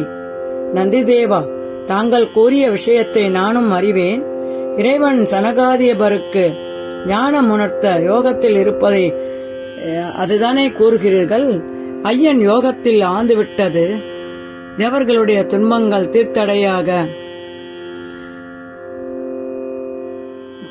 தீர தடையாக இருக்கின்றது. அவரது யோக நிஷ்டை கலைத்து தேவியை மணக்கச் செய்தால் தேவர் துயர் துடைக்கும் குமரன் அவதரிப்பான். அதற்காகவே அவர்கள் என்னை இங்கு அனுப்பியுள்ளனர். உள்ளே செல்ல அனுமதி தர வேண்டும் என்று தெரிவித்தான் காமன். இறைவனுடைய நிஷ்டையை கலைக்க வந்திருப்பதாக மன்மதன் உண்மையை ஒலிக்காது சொன்னதும் நந்தியின் கண்கள் கோபத்தால் சிவந்தன. கையில் வைத்திருந்த தண்டத்தை இறுக்கி பிடித்தார்.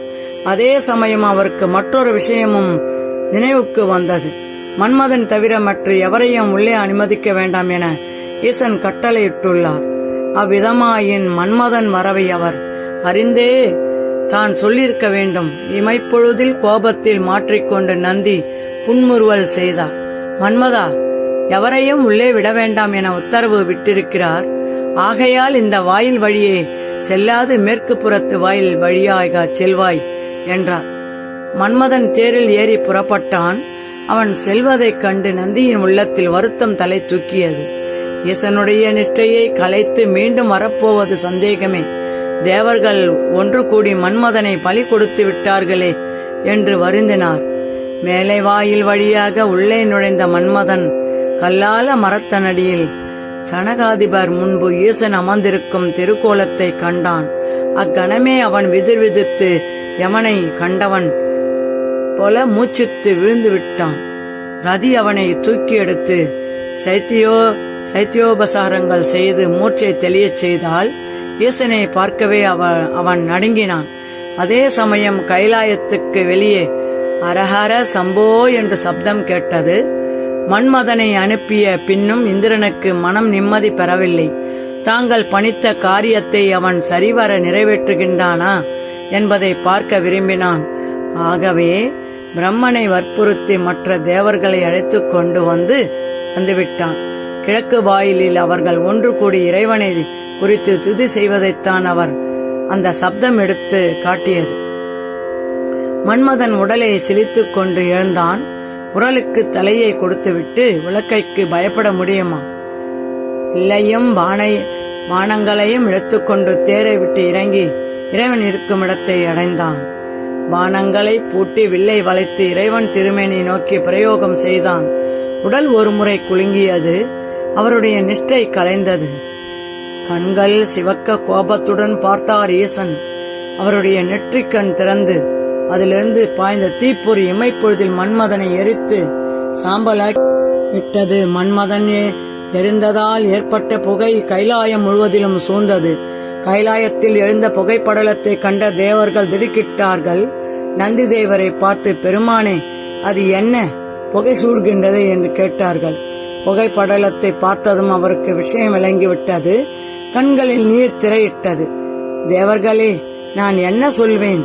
அபாயத்தை நன்கு உணர்த்தும் மன்மதன் இறைவனை மோகம் கொள்ளச் செய்வதாக சென்றான் அல்லவா? அவன் கதை முடிந்துவிட்டதை புகைப்படலம் குறிக்கின்றது. இவனுடைய கோபத்துக்குள்ளாகி நெற்றிக்கண்ணால் அவர் எரிக்கப்பட்டு விட்டான் என்று தெரிவித்தார் வருத்தத்துடன். வருத்தத்தை உண்டாக்கக்கூடிய செய்தியே என்றாலும் மற்றொரு விதத்தில் அது மகிழ்ச்சியை அளித்தது. மன்மதன் இறைவனுடைய கோபத்துக்கு உள்ளாகிவிட்டான் என்றால் அவருடைய யோகத்தை அவன் கலைத்திருக்க வேண்டும். தேவியை திருமணம் புரிய ஈசன் விரைவிலேயே புறப்பட்டு விடுவார் அன்றோ? அவர் வரவை அவர்கள் ஆவலோடு எதிர்பார்த்து கொண்டு அங்கே நின்றார்கள். பளிச்சென்று மின் வெட்டுவது போல இறைவன் நெற்றிலிருந்து ஓர் ஒளி புறப்பட்டதையும் அடுத்த கணம் மன்மதன் இருந்த இடத்தில் அவனை காணாது சாம்பலே கிடப்பதையும் கண்ட ரதி திடுக்கிட்டார். மன்மதன் எங்கே? ஈசனுடைய கோபத்தில் சாம்பலாகி விட்டானா? பிரபோ, கண்ணாலா, எங்கு சென்று விட்டா என்று அண்டம் அதிர ஓலமிட்டார் ரதி. அவளுடைய கண்கள் இரண்டும் நீரை ஆறாக பெருக்கின. அவள் எந்த காரியத்துக்காக பயந்து கொண்டிருந்தாலோ அது நடந்துவிட்டது. தேவர்கள் ஒன்று கூடி சதி செய்து அவன் புருஷனை பலி கொடுத்து விட்டனர். நல்ல காரியம் ஒன்றுக்காக புறப்படுவதாக சொல்லிவிட்டு வந்தது. இங்கே இறைவன் திருவடிகள் உயிரை விட்டதானா? இதுதானா நல்ல காரியம்? அவனை அனுப்பி வைத்து தேவர்கள் எங்கே போய்விட்டார்கள்? ஆனால் பட்டமலரைப் போல துக்கத்தால் வாடி போய்விட்டாள் ரதி. கண் எதிரிலேயே கணவன் சாம்பலாகி போனதை அவளால் தாங்க முடியவில்லை. கரும்பு வில்லும் புஷ்பபானமும் கொண்டு சதுர்தச புவனங்களிலும் வெற்றி வாகை சூடி வந்த கண்ணாலா, என்னை தனியே தவிக்க விட்டு எங்கே போய்விட்டாய்? என்னை ஒரு நாளும் விட்டு பிரிந்ததில்லை என்று அக்னி சாட்சியாக வாக்கு தந்ததை மறந்து எங்கே சென்று விட்டாய்? இது உனக்கு அழகாகுமோ? தேவர்கள் படும் துன்பங்களுக்கு ஓர் முடிவு காணப்போவதாக சொல்லி வந்தாயே. அவர்கள் துயரை நீக்க என்னை பெருந்துயரில் ஆத்திவிட்டு போய்விட்டாயே. ஐயனே, இனி நான் என்ன செய்வேன்? எந்த தேவர்களுக்கு உதவ வேண்டும் என்று இங்கே வந்து உயிரை இழந்தாயோ அவர்களுடைய பெண்களின் முன்பு எவ்விதம் நடமாடுவேன்? என்னை கண்டதும் அவர்கள் முகம் கழிக்குமாறு செய்துவிட்டு போய்விட்டாயே. தங்களுக்கு உதவ வேண்டும் என்று உன்னை அழைத்த தேவர்கள் பெரும் கஷ்டத்தில் சிக்கிக்கொண்ட உன்னை காப்பாற்ற முன் வராது இருந்து விட்டார்களே என்று கதறினாள். மாலை மாலையாக கண்ணீர் உகுத்தால். மன்மதன் சம்ஹாரம் செய்த பின்னர் ஈசன் வெளிப்படுவார் என எதிர்பார்த்த தேவர்கள் அவர் வராததை கண்டு ஏமாற்றம் அடைந்தனர். ஈசன் மீண்டும் யோகத்தில் ஆழ்ந்துவிட்டார் என்பதை பிரம்மன் கூறியதும் அவர்கள் மனம் கலங்கி கண்ணீர் சொரிந்தனர். மன்மதனை பலி கொடுத்தும் எதிர்பார்த்த காரியம் நிறைவேறாததால் அவர்கள் இனி தங்களுக்கு விமோச்சனம் இல்லையோ என கலங்கினர். கைலாயத்தின் நுழைவாயிலை நெருங்கி அவர்கள் ஈசனை குறித்து துதி செய்யலாயினர். பக்த ரட்சகா, தங்களையே ரட்சகர் என்று சரணடைந்த பின்னரும் எங்கள் பால் கருணை காட்டாது இருப்பது சரியோ? தயாநிதியே, நாங்கள் படும் துயரைக் கண்டு தங்கள் மனம் இறங்கவில்லையா? தேவியை பிரிந்து நீங்கள் யோகத்தில் ஆழ்ந்திருக்கும் ஒவ்வொரு கணமும் எங்களுக்கு எத்தனையோ யுகங்களாக படுகின்றன. ஐயனே, இனியும் எங்களிடம் பாராமுகமாய் இருப்பது தங்கள் பெருங்கருணைக்கு அழகல்ல என்று நெஞ்சம் உருக பிரார்த்தித்தார்கள். இவ்வாறு தேவர்கள் நுழைவாயிலில் தவிர்த்து பிரார்த்தனை செய்கையில் ஈசன் நந்தியை நினைத்தார். நந்தி தேவரும் ஈசன் முன் வந்து வணங்கினார். என்னை காண வேண்டுமென பிரம்மாதி தேவர்கள் வெளியே காத்திருக்கின்றனர், அவர்களை நான் அழைப்பதாக தெரிவி என்றார் இறைவன். நந்தி தேவர் விரைந்து சென்று ஸ்ரீமன் முதலானவரை அழைத்து வந்தார்.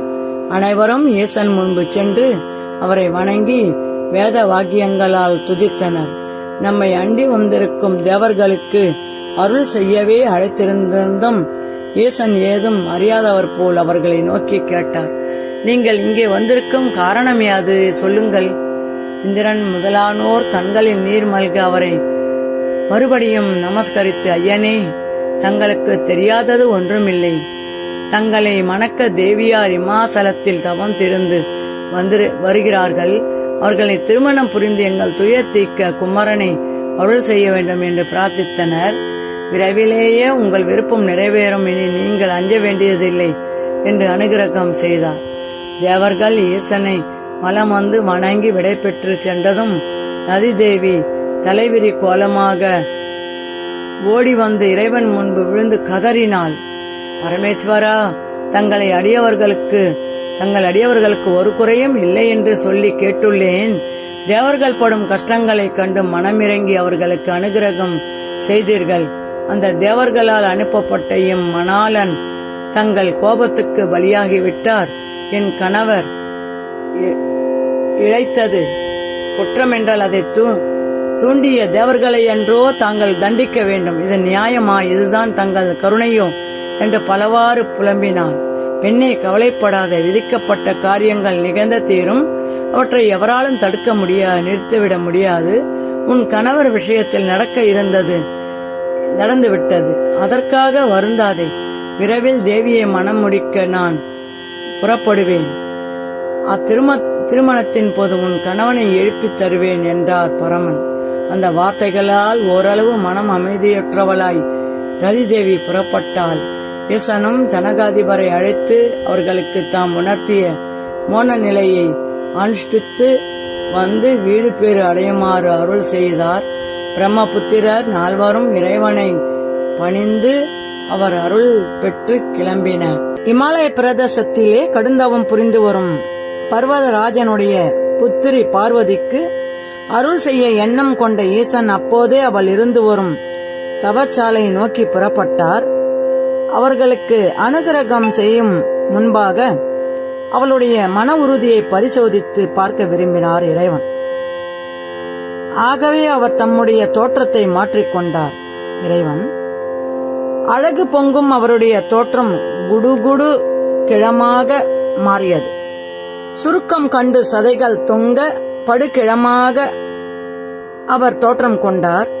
நாகாபரணங்கள் ருத்ராட்ச மாலைகளாக மாறின.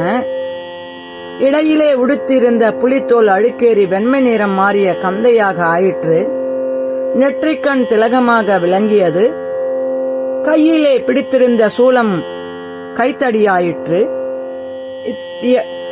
இத்தியாதி கோலங்களுடன் பார்வதியை சந்திக்க பரமன் புறப்பட்டார். தேவியின் பூஜைக்காக மலர்கள் பறிக்க வந்த தோழி ஒருத்தி தள்ளாடிய நடையோடு வயந்து முதிர்ந்த வேதியர் ஒருவர் அங்கு வருவதைக் கண்டால், யாரோ மகான் வருகிறார் என எண்ணியவளாய் அருகில் சென்று அவரை வணங்கினார். ஐயா, பெரியவரே, தாங்கள் யார்? யாரை காண புறப்பட்டீர்கள்? எங்கே செல்ல வேண்டும் என்று கேட்டார். பெண்ணே, பர்வதராஜனுடைய குமாரத்தை இக்காணத்திலே தவச்சாலை நிறுவி தவம் செய்கிறாள் என்பதை கேள்விப்பட்டேன். ராஜகுமாரி செய்யும் தவத்தின் மென்மையைக் கண்டு செல்லவே வந்தேன். எங்கே இருக்கிறது அந்த ஆசிரமம் என்று வினவினார் ஈசன். பெரியவரே, அரசகுமாரி பாக்யவதி என்பதில் சந்தேகமே இல்லை. தங்களை போன்ற முதியோரை வரவேற்று உபசரித்து உளம் கனிந்து ஆசிர்வாதம் பெற சந்தர்ப்பம் கிடைத்துள்ளதே, வாருங்கள், நான் அங்குதான் செல்கிறேன் என்றால் அந்த தோழி. யாரோ முதியவர் வருகிறார் என்பதை மற்ற தோழிகள் மூலம் அறிந்ததும் பார்வதி அப்பெரியவரை உபசரித்து அவருடைய ஆசியை பெற எண்ணம் கொண்டாள். ஆகவே அவரை தன் இருப்பிடத்திற்கு அழைத்து வருமாறு சொன்னாள். குழந்தாய், உனக்கு ஒரு குறையும் வராது என்று வாத்தியவராய் உள்ளே நுழைந்த பெரியவரை தேவி எதிர்கொண்டு நமஸ்கரித்தாள். ஐயா, தங்களை கண்டது எனக்கு மிக மிகுந்த மகிழ்ச்சியை அளிக்கிறது என்றாள். அருகிலே நின்றிருந்த விஜயை என்ற தோழி அங்கிருந்து ஆசனத்தை எடுத்து போட்டு அதில் அமருமாறு பெரியவரை வேண்டினாள். மற்றொரு பெண் தட்டிலே கனிந்த பழங்களை எடுத்து வந்து அவர் முன்பு வைத்து உட்கொள்ளுமாறு பிரார்த்தித்தார். ஈசன் தேவியை பார்த்தவாறு ஆசனத்தில் அமர்ந்தார். பெண்ணே, உன்னை பார்க்கும்போது என் மனம் மிகவும் வேதனைப்படுகின்றது. கடுமையான விரத நியமங்களை கொண்ட இந்த தவத்தை உன் மேனி தாங்குமா? உன்னுடைய அழகு தோற்றத்தை பற்றி எத்தனையோ பேர் சொல்ல கேட்டிருக்கிறேன்.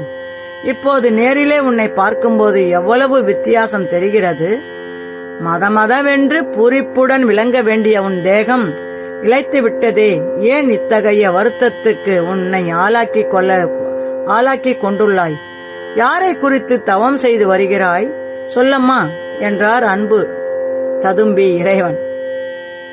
அந்த வார்த்தைகளை கேட்டதும் பார்வதி நாணம் மேலிட்டவளாய் தலையை குனிந்து கொண்டாள். முதியவருடைய கேள்விக்கு தான் நேரடியாக பதில் அளிக்க விரும்பாதவளாய் அருகிலே நின்றிருந்த தோழி விஜயை பக்கம் திரும்பி கண்களால் ஜாடை காட்டினாள். அதை புரிந்து கொண்டு அவளும் சொல்லலானாள். பெரியவரே, இமவான் திருக்குமாரத்தி பிரபஞ்சம் முழுமைக்கும் அதிகாரணமாக விளங்கும் பரமேஸ்வரனை குறித்து தவம் மேற்கொண்டுள்ளால் அப்பெருமானையே தன்னுடைய நாயகனாக கொள்ள வேண்டும் என்று விரதம் இருந்து வருகிறாள். விஜயை இவ்வாறு கூறியதும் முதியவராக வந்த மகாதேவன் கடகடவென்று சிரித்தார். பெண்ணே, நோக்கம் உயர்ந்தது என்பதில் சந்தேகமே இல்லை. ஆனால் நிறைவேறக்கூடியதா என்பதை கவனிக்க வேண்டாமோ என்றார் பெருமான். சுவாமி, என்ன சொல்லுகிறீர்கள் என்று சிறிது படபடப்புடன் கேட்டாள் பார்வதி. பார்வதி, வேத முதல்வராகிய பரமனை மணக்க வேண்டும் என்று நீ தவம் மேற்கொண்டிருக்கிறாய். உன் கருத்துக்கு அப்பெருமான் இணங்குவாரா? அது சாத்தியமாகுமா என்பதை நீ நினைத்து பார்த்தாயா? எளிதில் அடைந்துவிடக்கூடிய பொருளா அவர்? மாலும் அயனும் அடிமுடி காணா முடியாது திரும்பியதும் உனக்கு தெரியாதா? வீணாக உன்னை ஏன் வருத்திக் கொள்கிறாய்? இந்த இளம் வயதில் இப்படியெல்லாம் கஷ்டம் வேண்டாம். நான் சொல்வதை கேள். பேசாமல் அரண்மனை திரும்பி சௌபாகியமான வாழ்க்கைகளை மேற்கொள். ஈசன் இவ்வாறு கூறியதும் அதை கேட்டு பார்வதி முகம் சுளித்தாள். ஐயா பெரியவரே, என்னை தாங்கள் சரியாக புரிந்து கொள்ளவில்லை என்றே நினைக்கிறேன். நான் மேற்கொண்டிருக்கும் இப்பணி விளையாட்டு காரியமல்ல. இதில் உள்ள கஷ்டங்களை எல்லாம் நன்றாகவே யோசித்து பார்த்திருக்கிறேன். தாங்கள் கூறியபடி இறைவன் என் தவத்துக்கு இறங்கி என் விருப்பத்தை நிறைவேற்றவில்லையானால் அதற்காக நான் பின்வாங்கிவிடப் போவதில்லை. என் உறுதி ஒருபோதும் குறையாது. என் தவத்தை மேலும் கடுமையாக்கி அதன் மூலம் என் உயிரை போக்கிக் கொள்ள நேரிடனும் தயங்க மாட்டேன். உமக்கு பித்து பிடித்திருக்கிறது போலும், அதுதான் ஏதோதோ சொல்கிறீர்கள் என்றாள் இறைவனை பார்த்து. முதியவரை பார்த்து ஈசன் பெரிதாய் சிரித்து, குழந்தாய் பார்வதி, உன் உறுதியை பாராட்டுகிறேன். ஆயினும் நீ மேற்கொண்டிருக்கும் கருத்து உன்னை போன்றோருக்கு ஏற்றதல்ல. பெண்கள் தங்களுக்கு உரிய நாயகனை தேர்ந்தெடுக்கும் போது அழகு, அறிவு, செல்வம் என்று பல விவரங்களையும் யோசிப்பாரன்றோ? நீ உனக்கென தேர்ந்தெடுத்திருக்கும் முக்கண்ணனுக்கு அழகு இருக்கின்றதா? பைத்தியக்காரனை போன்று சடையை விரித்து போட்டுக்கொண்டு அலைகின்றான். நெற்றிலே இருக்கும் அந்த மூன்றாவது கண் எத்தனை விகாரமாக அவனை தோன்றச் செய்கிறது. கட்டிக்கொள்வதற்கு பட்டாடைகள் கிடைக்காது போய்விட்டனவா? புலித்தோலை உடுத்திக் கொண்டு திரிகிறான். கையிலோ கொடுமை வாய்ந்த பாம்புகளை கங்கணமாக அணிந்து கொண்டிருக்கிறான். கழுத்திலே எலும்புகளாலும் மண்டையோடுகளாலும் செய்யப்பட்ட மாலை. ஆபரணங்களுக்கு தான் வழியில்லை என்றால் சூடிக்கொள்வதற்கு வாசமுள்ள மலர்களா இல்லை? இக்கானகம் எங்கும் நறுமணம் வீசும் அழகிய மலர்கள் இருக்க வெள்ளருக்கு, அருகு, கொன்றை, நொச்சி போன்ற பூக்களை சூடிக்கொண்டிருக்கிறான் என்று சொல்லிக் கொண்டே போனார். அதை கேட்க விரும்பாதவள் போல் பார்வதி சிவசிவ சிவசிவ என்று காதுகளை பொத்திக் கொண்டாள். இறைவனோ அதை பொருட்படுத்தாதது மேலே சொல்லலானார். இன்னும் கேள் பார்வதி, அவன் இருக்கும் இடம் மயானம். உடல் முழுதும் சாம்பலை பூசிக்கொண்டு பேய்க்கூத்து ஆடிக்கொண்டிருக்கிறான். அவனோடு பூத பிரேத பிசாசங்கள் குதிக்கின்றன. அவனை மணக்க விரும்பும் நீயும் அந்த கூட்டத்தோடு ஆட வேண்டியதுதான். அவனுக்கு தாய் தந்தையர்கள் யாருமில்லை. எந்த பெண்ணும் இப்படியொரு பித்தளை மணாளனாக தேர்ந்தெடுக்க துணியாள். பித்தனை மணாளனாக தேர்ந்தெடுக்க துணியாள். பார்வதியின் முகத்தில் கோபத்தின் கடுமை பளிச்சிட்டது. மிகுந்த அருவருப்போடு அவரை பார்த்தாள். போதும், நிறுத்துங்கள் ஐயா, உமது பிதற்றலை நிறுத்துங்கள் என்று எரிச்சலுடன் கத்தினாள் பார்வதி. உம்மை பற்றி நான் தவறாக எண்ணிவிட்டேன். திருநீறு பூசி சிவப்பழமாக காட்சியளிக்கும் தங்களை நான் விரும்பும் இறைவனுடைய மெய்யடியாராக எண்ணி இடம் அளித்து விட்டேன். இப்போதுதான் உமது சொரூபம் விளங்குகிறது. விருத்தாப்பிய தசையில் சிவ சின்னங்களுடன் விளங்கும் தாங்கள் அப்பரம்பொருளை புரிந்து கொண்டது இவ்வளவுதானா? உமது தோற்றத்திற்கு உரிய ஞானத்தை உம்முடைய பேச்சிலே காண முடியவில்லையே. கைலங்கிரி வாசனுடைய பெருமையை வேதங்கள் எத்தனையோ எடுத்து கூறுகின்றனவே, அவற்றை தாங்கள் படித்ததில்லையா? பிரம்மாதி தேவர்கள் அப்பரம்பொருளை வணங்கி அவன் அருளை பெற வேண்டி நிற்பதை அறியவில்லையா நீங்கள்? உங்களுடைய தோற்றத்தால் மதி மோசம் போய்விட்ட நான் சிவன் நிந்தனையான வார்த்தைகளை கேட்க நேர்ந்தது. சிவனை இகழ்ந்து பேசும் நீசர்களையும் விட தாழ்ந்தவர்களாகிவிட்டீர்கள். சிவ சின்னங்களை தரித்துக் கொண்டு அவரையே இகழ்ந்து பேசுகின்றீர்கள். உம்முடன் பேசுவது மகா பாபம். இப்போதே இங்கிருந்து போய்விடுங்கள் என்றாள். மகாதேவன் கடகடவென்றே சிரித்தார். பெண்ணே, என்னை புரிந்து கொண்டதாக பேசும் நீ என் வார்த்தைகளை புரிந்து கொண்டதாக தெரியவில்லையே. உன் மீது எத்தனை அன்பு இருந்தால் உன்னை தேடி நான் வந்திருப்பேன். நான் சொன்ன வார்த்தைகளை நன்றாக மனத்திலே இருத்திப்பார். அந்த ஈசனுக்கும் எனக்கும் உள்ள வேற்றுமையை நான் உனக்கு எடுத்து சொல்ல வேண்டுமா? தோற்றத்திலும் அழகிலும் அவனை விட நான் சிறந்தவன் என்பதே நீ ஒப்புக்கொள்வாய். தவம் செய்தது போதும், உன் தந்தையை போய் பார்ப்போம். என்னை மணந்து கொள்வதால் உனக்கு எவ்வித குறைகளும் நேரிடாது. நான் கவனித்துக் கொள்வேன் என்கிறார் ஈசன் பெருமான். முதியவர் வேடத்திலிருந்த ஈசன் இவ்வாறு கூறியதும் பார்வதி நெருப்பை மிதித்து விட்டவள் போல் பரபரப்படைந்தாள். முன்னர் தந்தை தட்ச பிரஜாதிபதியால் செய்யப்பட்ட சிவநெந்தையை கேட்க சகிக்காது உடலை துறந்த மலையரசன் புத்திரியாக தோன்றிய போதும் அத்தகைய கொடூரமான வார்த்தைகளை மறுபடியும் கேட்க நேரிட்டதே என்பதை நினைக்கும் போது வேதனையால் அவள் கண்களிலிருந்து நீர் பெருகியது. ஈசனுக்கு என அர்ப்பணித்து விட்ட தேகத்தை இன்னொருவரும் விரும்புவதா?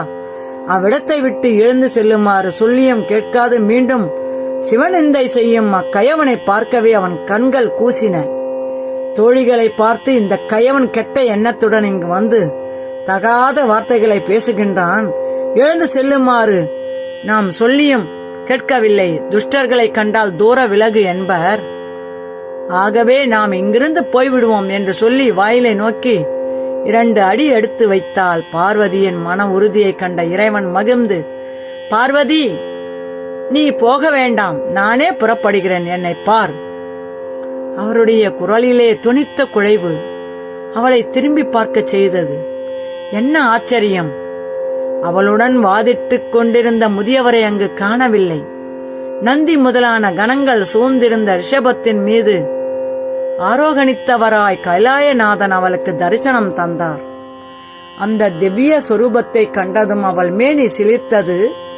இதுவரை முதியவராக அங்கு வந்தவர் கைலாயநாதனே என்பதை உணர்ந்த போது அவள் பதறி போய்விட்டாள். சிவநெந்தையை கேட்பது மகா பாவம் என்று எடுத்துரைத்த அவளே இறைவனை பலவாறு இகழ்ந்து பேசிவிட்டாளே.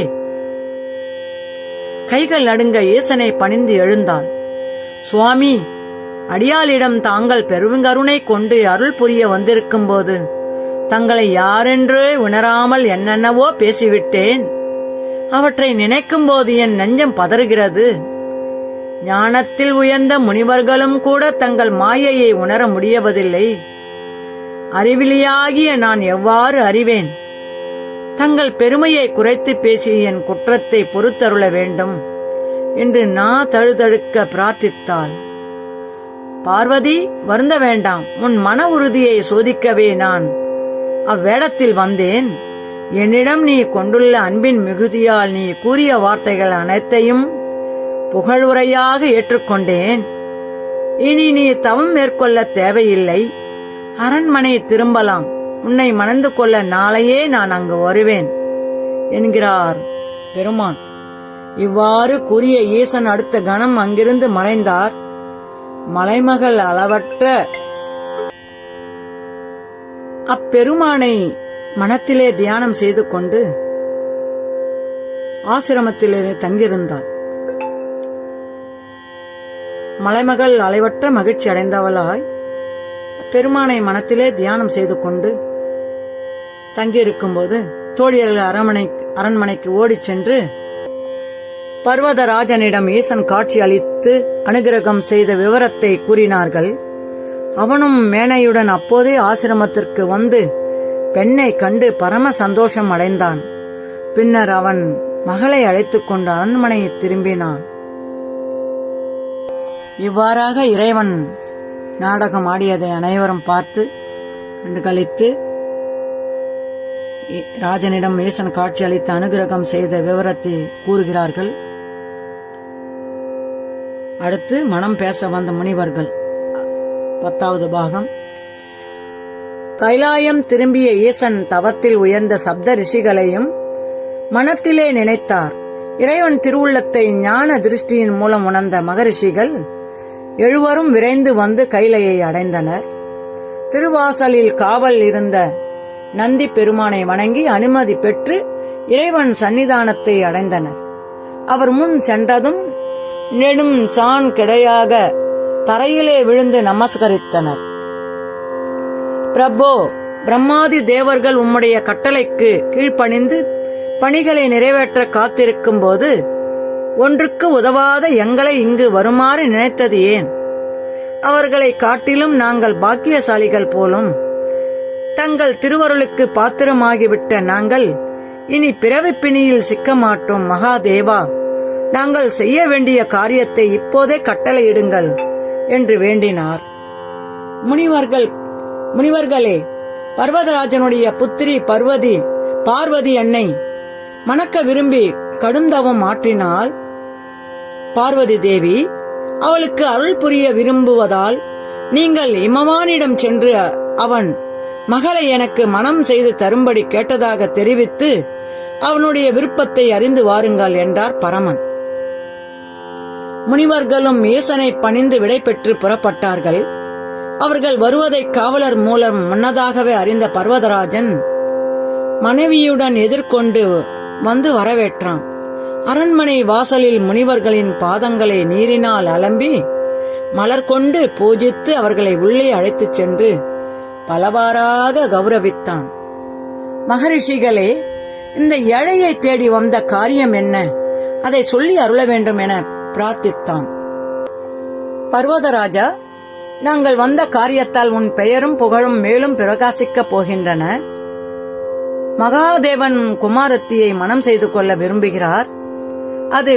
அது விஷயமாக உன்னை கண்டு பேசி உன் சம்மதத்தை பெற்று செல்லவே வந்திருக்கிறோம் என்று முனிவர்கள் தெரிவித்தனர். அந்த வார்த்தைகளை கேட்டதும் பர்வதராஜனுடைய மேனி புலங்காகிதம் அடைந்து, யாருக்கும் கிட்டாத பாகியமல்லவா அவனுக்கு கிடைத்துள்ளது.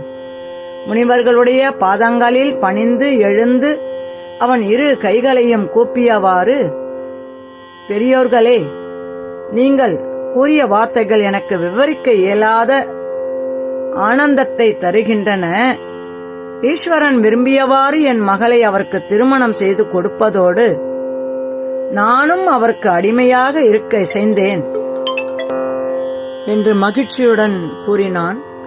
அப்போது அருகில் நின்ற மேனை மகரிஷிகளை பார்த்து, முனிவர்களே, அனைத்துக்கும் மூல காரணமாக விளங்கும் பரமசிவன் என் மகளை மணக்க விரும்பியது பற்றி நானும் மகிழ்ச்சி அடைகிறேன். ஆயினும் என் உள்ளத்திலே தலை தூக்கும் ஒரு சிறு சந்தேகத்தையும் தங்களுக்கு அறிவிக்க விரும்புகிறேன். தட்ச பிரஜாபதி தம் குமாரத்தி தாட்சாயினியை இறைவனுக்கு மனம் செய்து கொடுத்திருந்தார். இருந்த போதிலும் அவரை தம்முடைய மாமனார் என்றும் எண்ணாமல் மிகவும் கோபம் கொண்டு தலையை அறுக்கச் செய்து ஆற்றின் சிரத்தை வைத்தார். அதுபோன்று துன்பமான காரியங்கள் எங்கள் விஷயத்திலும் நடைபெறக்கூடாது அன்றோ? அதை நினைக்கும் போது என் மனம் அஞ்சுகின்றது. அப்படிப்பட்ட கடும் கோபத்தை உள்ளவருக்கு என் மகளை எவ்வாறு மனம் செய்து கொடுப்பேன் என்று பணிவுடன் தெரிவித்துக் கொண்டாள். மேனையின் தயக்கத்தை கண்ட முனிவர்கள் அவளை பார்த்து, அம்மா, எதற்கும் அஞ்ச வேண்டாம். தட்சன் விஷயத்தில் நடந்தது போல் எல்லோருக்கும் நடக்கும் என்று எவ்வாறு எதிர்பார்க்க முடியும்? தட்சன் ஈசனை அவமதித்து அவருக்கு உரிய அவிர்வாகத்தை கொடுக்க முடியாதென்று யாகத்தை நடத்தியதால் அவ்வாறு தண்டிக்கப்பட்டான். மேலும் மற்றொரு விதத்தில் பார்ப்போமானால் அதுவும் தட்சன் விஷயத்தில் ஈசனுடைய கருணையே என்று சொல்லலாம். தம்மை சேர்ந்த அவன் பெரும் குற்றம் புரிந்து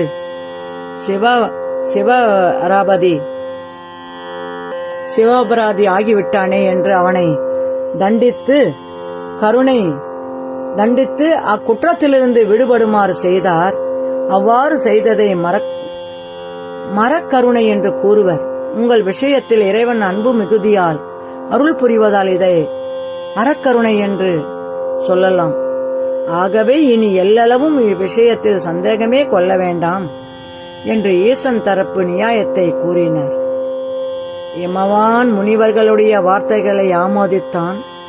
அதன் பிறகு மேனையும் முனிவர்களை நமஸ்கரித்து, பெரியோர்களே, நான் அறியாத்தனமாக ஏதோ சொல்லிவிட்டேன், அதை பொருட்படுத்த வேண்டாம் என்று வேண்டினார். பின்னர் முனிவர்கள் 7 அவர்களிடம் விடை பெற்று இறைவனிடம் திரும்பி திருமணத்திற்கு அவர்கள் இசைந்து விட்டதை அறிவித்தார்கள். ஒரு கந்தர் அனுபூதி பாடல். கூகாயனயன் கிளை கூடியழ போகா வகைமை பொருள் பேசியவா. கோகாயனயன் கிளை கூடியழ போகா வகைமை பொருள் பேசியவா. நாகாசலவேலவனாலு கவி தியாகா சுரலோக சிகாமணியே. நாகாசலவேலவனாலு கவி தியாகா சுரலோக சிகாமணியே. திருச்சிற்றம்பலம். கந்தபுராணம் தொடர். மணக்கோலத்தில் மகாதேவன் முனிவர்கள் 7 விடைபெற்று சென்றதும் இமவான் அளவற்ற மகிழ்ச்சி அடைந்தவனாய் மறுநாள் நடக்கவிருந்த மகளுடைய திருமணத்திற்கான காரியங்களை விரைந்து செயலாற்றத் தொடங்கினான்.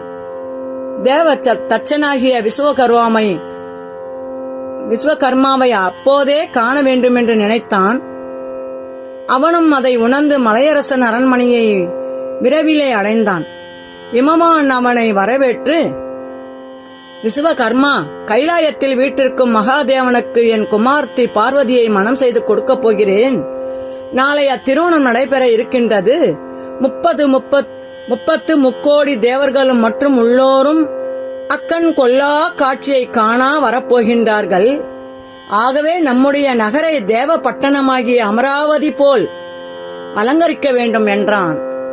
தேவதச்சன் மிகவும் மகிழ்ச்சியுடன் அப்பணியை அப்போதே மேற்கொண்டான். தேவதச்சன் விரைவிலேயே நகரம் திருவிழா கோலத்துடன் அலங்கரிக்கப்பட்டது. மலைச்சிகரங்களில் உயர்ந்த கோபுரங்களை உடைய மண்டபங்களையும் அரண்மனைகளையும் நிர்மாணித்தான். விசாலமான வீதிகள் அமைக்கப்பட்டன. சாலைகளில் 2 புறங்களிலும் நிழல் தரும் மரங்கள் நின்று அவ்வழியே போவோரை அறைகூவி அழைத்தன. மண்டபங்களும் நாடக சாலைகளும் யாக சாலைகளும் தேர் சாலைகளும் அங்கங்கே அமைக்கப்பட்டன. வழியெங்கும் வாழை, கமுகு முதலானவை நடப்பட்டு மாவிலை தோரணங்களாலும் ஒளி சிந்தும் மணி மாலைகளாலும் அலங்கரிக்கப்பட்டன. தேவர்கள், முனிவர்கள், சித்தர்கள், யட்சர்கள், கந்தருவர்கள், அப்சரசுகள், கிண்ணறர்கள் என்றும் ஒவ்வொருவருக்கும் தனித்தனியாக அழகிய இடங்கள் அமைக்கப்பட்டன. நகரை சுற்றிலும் நீண்ட மதில்கள் அமைத்து 4 பக்கங்களிலும் திருவாயில்களை அலங்காரமாக தோன்றுமாறு செய்தான். திருமண மண்டபம் கண்ணை கவரும் வகையில் நவரத்தினங்களால் இழைக்கப்பட்டிருந்தது. அதன் தூண்கள் அழகிய பலவித பதுமைகளை தாங்கி நின்றன. முத்து, பவழம், பதுமராகம், வைரம், வைடூரியம் முதலிய மணிகளால் செய்யப்பட்ட மாலைகள் அங்கங்கே அலங்காரமாக தொங்கின. காற்றிலே அவை அசைந்தாடும்போது அவற்றிலே படும் ஒளியானது பலவித வர்ண ஜாலங்களை காட்டியது. எந்த பக்கம் திரும்பினாலும் மகிழ்ச்சி பெருக்கெடுத்து ஓடுமாறு தேவதச்சன் நகரை அலங்கரித்தான். அதை கண்டபோது இமவானும் மேனையும் பலவாறு சந்தோஷமடைந்தனர். ஈசனுக்கும் பார்வதிக்கும் நடைபெறும் திருமணத்திற்கு வந்திருந்து அன்புடன் நடத்தி கொடுப்பதோடு தன்னையும் ஆசிர்வதிக்குமாறு இமவான் இந்திராதி தேவர்களுக்கும் மற்றும் உள்ளோருக்கும் அழைப்புகள் விடுத்தான். சகல லோகங்களிலும் அத்திருமணத்தை பற்றியே பேச்சாகவே இருந்தது எங்குமே. மறுநாள் பங்குனி மாதத்தில் உத்திர நன்னாள் அதிகாலையிலே எழுந்து நீராடி புத்தாடை அணிந்து இமவான் மனைவியோடும் மற்றுமுள்ள உற்றார் உறவினரோடும் கைலையை அடைந்தான். எம்பெருமான் முன்பு சென்று அவரை நமஸ்கரித்து, பிரபோ, இன்றைய தினம் மிகவும் விசேஷ தினமாக சொல்லப்படுகின்றது. எங்கள் விஷயத்தில் கருணை கொண்டு என் மகளை மணக்க இணங்கியது பற்றி நாங்கள் அளவற்ற ஆனந்தம் அடைந்திருக்கின்றோம். தாங்கள் இந்திராதி தேவர்களுடன் என்னுடைய அரண்மனைக்கு எழுந்தருளி என் குமாரத்தியை ஏற்றுக்கொள்ள வேண்டும் என்று பணிவுடன் வேண்டுக் கொள்கிறேன் என்று பிரார்த்தித்தான். ஈசன் அக்கோரிக்கையை ஏற்று விரைவிலேயே கணங்களும் ரிஷிகளும் படைசூழ்ந்து வர அரண்மனைக்கு வந்து சேருவதாக தெரிவித்தார். பர்வதராஜனுடைய அழைப்பை பெற்ற அனைவரும் இறைவனை திருமண கோலத்தில் கண்டுகளிக்க அவனுடைய அரண்மனையில் வந்து கூடினார். துர்கை, காளி, சப்த நதிகள், லட்சுமி, சரஸ்வதி, இந்திராணி, முனிபத்தினிகள், தேவமாதர்கள் ஆகியோரும் வந்து சேர்ந்தனர். மேரு முதலான பர்வதங்களும் சப்த சாகரங்களும் நாகர்களும் திக்கு யானைகளும் முன்னதாகவே வந்து சேர்ந்தன. பர்வதராஜன் புறப்பட்டு சென்றதும் ஈசன் நந்தியை அழைத்து இந்திராதி தேவர்களும் பிரம்மா, விஷ்ணு முதலானவர்களையும் மற்றும் சிவகணங்களையும் தம்முடன் அழைத்துச் செல்ல விரும்புவதால் உடனே அவர்களை கைலாயத்திற்கு வரவழைக்குமாறு சொன்னார். அவ்வாறே அவர்களும் கைலாயத்தில் வந்து கூடினார்கள். பஞ்சவத்திரன், ரிஷபகேது முதலான சூலம் ஏந்திய 10 கோடி பேர் சூழ காலாக்னி ருத்திரன் வந்து சேர்ந்தான். 72 கோடி பூதகணங்கள் சூழ பிரம்மாண்ட ருத்திரன் விரைந்து வந்தான். இன்னும் அநேக கோடிக்கணக்கான கணங்கள் சூழ ஆடகேச ருத்திரனும் வீரபத்திரனும் மகா சாஸ்தாவும் ஏகாதச ருத்திரனும் வந்து சேர்ந்தார்கள். அஷ்டமூர்த்திகளும் அங்கு விரைந்தனர். குண்டோதரன், கண்டாகர்ணன், பினாகி, பானுகம்பன், சங்குகர்ணன், காலகண்டன், தண்டி, நீலன், கரண், விஸ்வமாலி, ஈசானன் ஆகியோரும் தங்கள் தங்கள் பூதகணங்களுடன் கைலையை அடைந்தனர். தேவர்களுடன் இந்திரனும் நட்சத்திர கூட்டங்களுடன் சந்திரனும் மற்றும் கிரகங்களும் வித்யாதரரும் முனிவர்களும் அங்கு குழுமினர். வேதம் முதலான சாஸ்திரங்களும் மந்திரங்களும் இறைவனுடன் செல்ல திருவுருவம் கொண்டு வந்து சேர்ந்தன. அன்னவாகனத்தில் பிரம்மனும் கருட வாகனத்தில் விஷ்ணுவும் கைலையை அடைந்தார்கள். இவ்வாறாக இறைவன் திருமண கோலம் கொண்டு எழுந்தருளும் போது அவருடன் செல்ல அனைவரும் வந்து கூடியதை கண்டு மிகவும் சந்தோஷத்துடன் நந்திதேவர் ஈசனிடம் சென்று தெரிவித்தார். ஈசனும் அவர்களை தம்முன் அழைத்து வருமாறு நந்தியிடம் கூறினார். அனைவரும் எம்பெருமான் முன்பு வந்து அவரை வணங்கி வேத வாக்கியங்களால் பலவாறு போற்றினார்கள். பிரபோ, தங்கள் கருணையே கருணை. சனகாதியருக்கு ஞானம் உபதேசிப்பதன் மூலம் நாங்கள் உய்யும் வண்ணம் யோகத்தையும் காட்டி அருளினீர்கள். இப்பொழுது எங்களுக்கு போகத்தையும் தருவதாக யோகியாயிருந்து திருமணம் செய்து கொள்ள இசைந்தீர்கள் போலும். தங்களுடைய திருமண கோலத்தை கண்டு களிக்க நாங்கள் காத்திருக்கிறோம் என்று தெரிவித்துக் கொண்டனர். ஈசனும் அவர்களுடைய வேண்டுகோளை ஏற்று பிரம்மனை பார்த்தார். அப்போதே நான்முகனும் மணக்கோலத்திற்கான ஆடை ஆபரணாதிகளை ஈசன் முன்பு சமர்ப்பித்து அவற்றை ஏற்றுக்கொள்ளுமாறு வேண்டினார். மகாதேவன் அப்பொருள்களை தமது திருக்கரத்திலே தொட்டு அருளி, நான்முகா, நீ அன்புடன் கொணர்ந்த ஆடை ஆபரணாதிகளை நான் அணிந்து கொண்டார் போல் மகிழ்ச்சி அடைகிறேன் என்று கூறினார். அப்போது அவருடைய திருமேனியில் அணிந்திருந்த அரவங்கள், எலும்பு மாலைகள் முதலான அனைத்தும் மறைந்து போயின. பொன்னாபரணங்களை பூண்ட திருமேனியோடு இறைவன் காட்சி தந்தார். அந்த அற்புதத்தை கண்ட அனைவரும் ஈசனை போற்றி கொண்டாடினார்கள். ஈசன் புறப்பட்டு செல்ல வேண்டிய நேரம் நெருங்கியது. அவருடைய திருவுள்ளத்தை உணர்ந்த நந்திகேஸ்வரர் வெளியே வந்து அங்கு கூடியிருந்த பூதகணங்களை ஒழுங்கு செய்வித்தார். அழகிய தோற்றத்தோடு வெளிப்பட்ட ஈசன் குண்டோதரனுடைய வலிமை மிகுந்த தோள்களின் மீது தம்முடைய திருவடிகளை வைத்து இறைவனுக்கு ஆரத்தி எடுத்தனர். குழந்தைகளும் சிறுவர்களும் அரஹர அரஹர அரஹர என்று பேரொலி எழுப்பி தங்கள் மகிழ்ச்சியை தெரிவித்துக் கொண்டாடினர். வேதங்கள், அஷ்டமங்கல பொருட்கள் ஏந்தி வந்து ஈசனை வரவேற்றனர். திருச்சிற்றம்பலம். அரஹர அரஹர என்று அஷ்டமங்கல பொருட்கள் ஏந்தி வந்து ஈசனை வரவேற்ற பிறகு ரிஷபத்தின் மீது ஏறி அமர்ந்தார். அரஹர என்று வாத்தொலி கிளம்பியது. பேரிகை, கொக்கரை, சல்லிகை, கரளிகை, பீலி, சாரிகை, உடுக்கை, மத்தளம், குடமுழா, தபாரி, காகலம், ஊது கொம்பு முதலான வாத்தியங்கள் பேரொலியை எழுப்பின. கையிலே பொன் பிரம்பு தாங்கி நந்தி முன்னதாக வழிகாட்டிச் சென்றார். பூதகணங்கள் ஈசன் திருநாமத்தை பலவாறு ஓதியவர்களாய் அவருக்கு பின்னால் அணிவகுத்துச் சென்றனர். கொடிகளும் தோரணங்களும் அங்கங்கே பலர் ஏந்தி அந்த கூட்டத்திற்கு அழகு தந்தனர். ஈசனுக்கு இருபுறங்களிலும் பிரம்மனும் விஷ்ணுவும் வந்தனர். சூரியனும் சந்திரனும் கவிகை தாங்கினர். வருணன் குளிர்ந்த நீர் திவலைகளை நாற்புறமும் சிதறிவிழச் செய்தான்.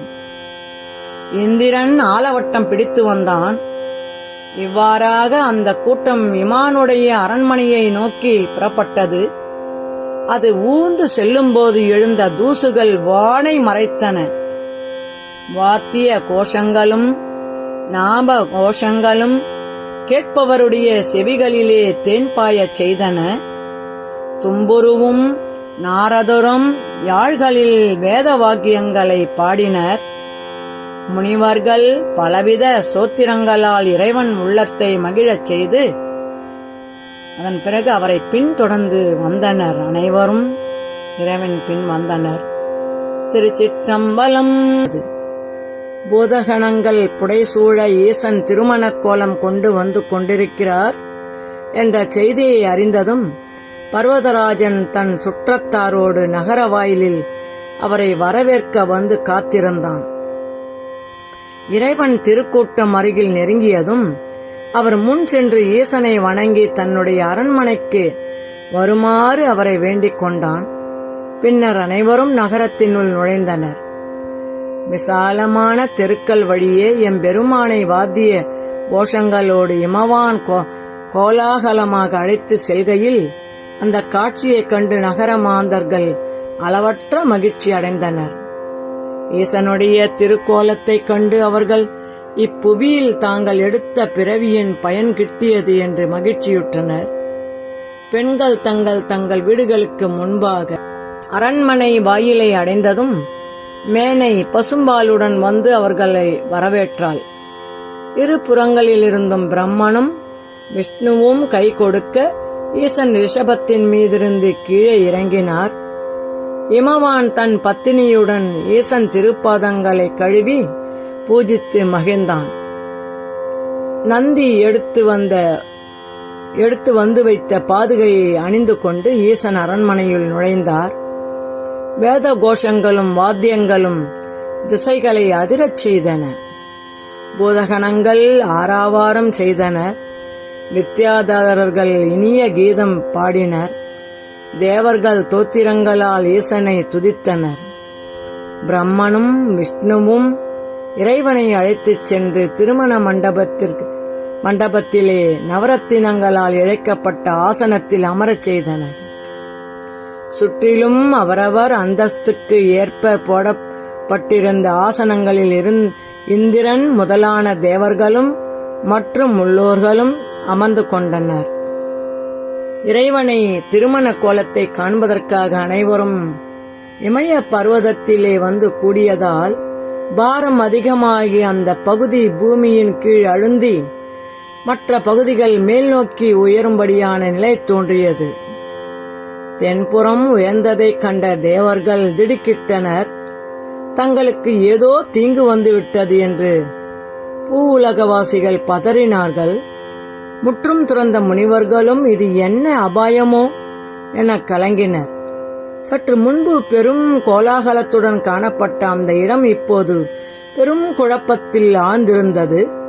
என்ன நேருமோ என்று அனைவரும் தவித்திருக்க ஈசன் அவர்களை நோக்கி மலர்ந்த முகத்தோடு அஞ்ச வேண்டாம் என அபயம் தந்தார். நந்தியை அழைத்து அகத்திய முனிவரை காண வேண்டும் என்று தெரிவித்தார். நந்தியும் விரைவிலேயே அக்கூட்டத்திலிருந்து அகத்திய முனிவரை அழைத்து ஈசன் முன்பு நிறுத்தினார். அகத்தியர் இறைவன் திருவடிகளில் பணிந்து எழுந்து, பிரபோ, அடியேன் செய்ய வேண்டியது யாது என்று கேட்டார். முனிவரே, நீர் செய்ய வேண்டிய காரியம் ஒன்று இருக்கிறது. திருமண கோலாகலங்களை கண்டு களிக்க வேண்டும் என்ற ஆர்வத்துடன் அனைவரும் இங்கு வந்து கூடியிருப்பதால் பூமி பாரம் முழுவையும் ஒரே இடத்தில் நிலைத்துவிட்டது. அதன் காரணமாக இவ்வுலகம் சமமாக நிற்க முடியாது தடுமாறுகிறது.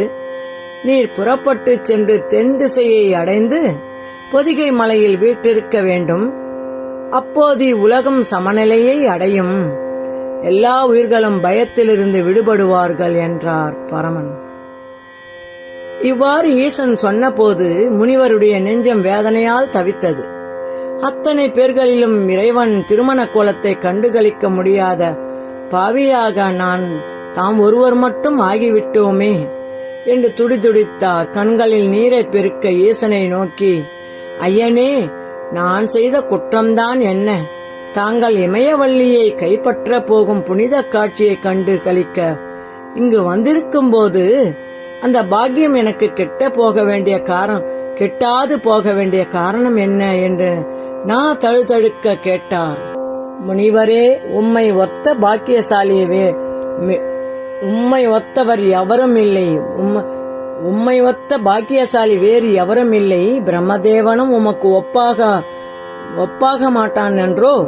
மற்ற முனிவர்களாலோ தேவர்களாலோ செய்ய முடியாத ஒரு காரியம் உம்மால் செய்யப்பட வேண்டியிருக்கிறது. அதுவே உமது பெருமையை எடுத்துக்காட்டும். ஆகவே என் வார்த்தையை மறுக்காது புறப்பட்டு செல்லும் என்றார் மகாதேவன். அகத்தியரின் மேனி சிலிர்த்தது. ஈசனை பிரதட்சணம் செய்து நமஸ்கரித்தார். மகேஸ்வரா, பிரம்மனும் விஷ்ணுவும் மற்றும் இந்திராதி தேவர்களாலும் முடியாத ஒரு காரியத்தை அடியேன் செய்ய வல்லவன் என்பதை எடுத்து கூறினீர்கள். எனக்கு ஏது அத்தகைய சக்தி? என்னை கருவியாக கொண்டு தாங்கள் அக்காரியத்தை பூர்த்தி செய்து கொள்கிறீர்கள். என் தவப்பயன் பலித்துவிட்டது. தங்கள் கட்டளையை சிரசில் வகித்து இப்போதே புறப்படுகிறேன். ஆயினும் இங்கே நடக்கப் போகின்ற தங்களுடைய திருமண காட்சிகளை கண்டுகளிக்க முடியாது போய்விட்டதே என்று வருத்தம் என் மனத்திலே அலைபாய்கிறது என்றார். அதை கேட்ட ஈசன் முனிவரின் ஏக்கத்தை உணர்ந்து அவருக்கு அருள் புரிந்தார். முனிவரே, தாங்கள் மனம் வருந்தாது புறப்பட்டு செல்லலாம்.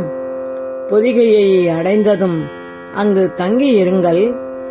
இவ்விடத்தில் நடக்கும் திருக்கல்யாண காட்சியை அங்கு வந்து உமக்கு காட்டுகிறேன். சில நாட்கள் அவ்விடத்தில் தங்கியிருந்த பின்னர் என் இருப்பிடம் வரலாம் என்றார். அகத்திய முனிவர் இறைவன் திருக்கருணையை எண்ணி வியந்தவராய் அவரை தியானித்துக் கொண்டே புறப்பட்டார். தென் திக்கை நோக்கி சென்ற அவர் பொதிகை மலையை அடைந்ததும் பூமியில் ஏற்பட்ட ஏற்றத்தாழ்வுகள் நீங்கி சமநிலை ஏற்பட்டது. திருச்சிற்றம்பலம்.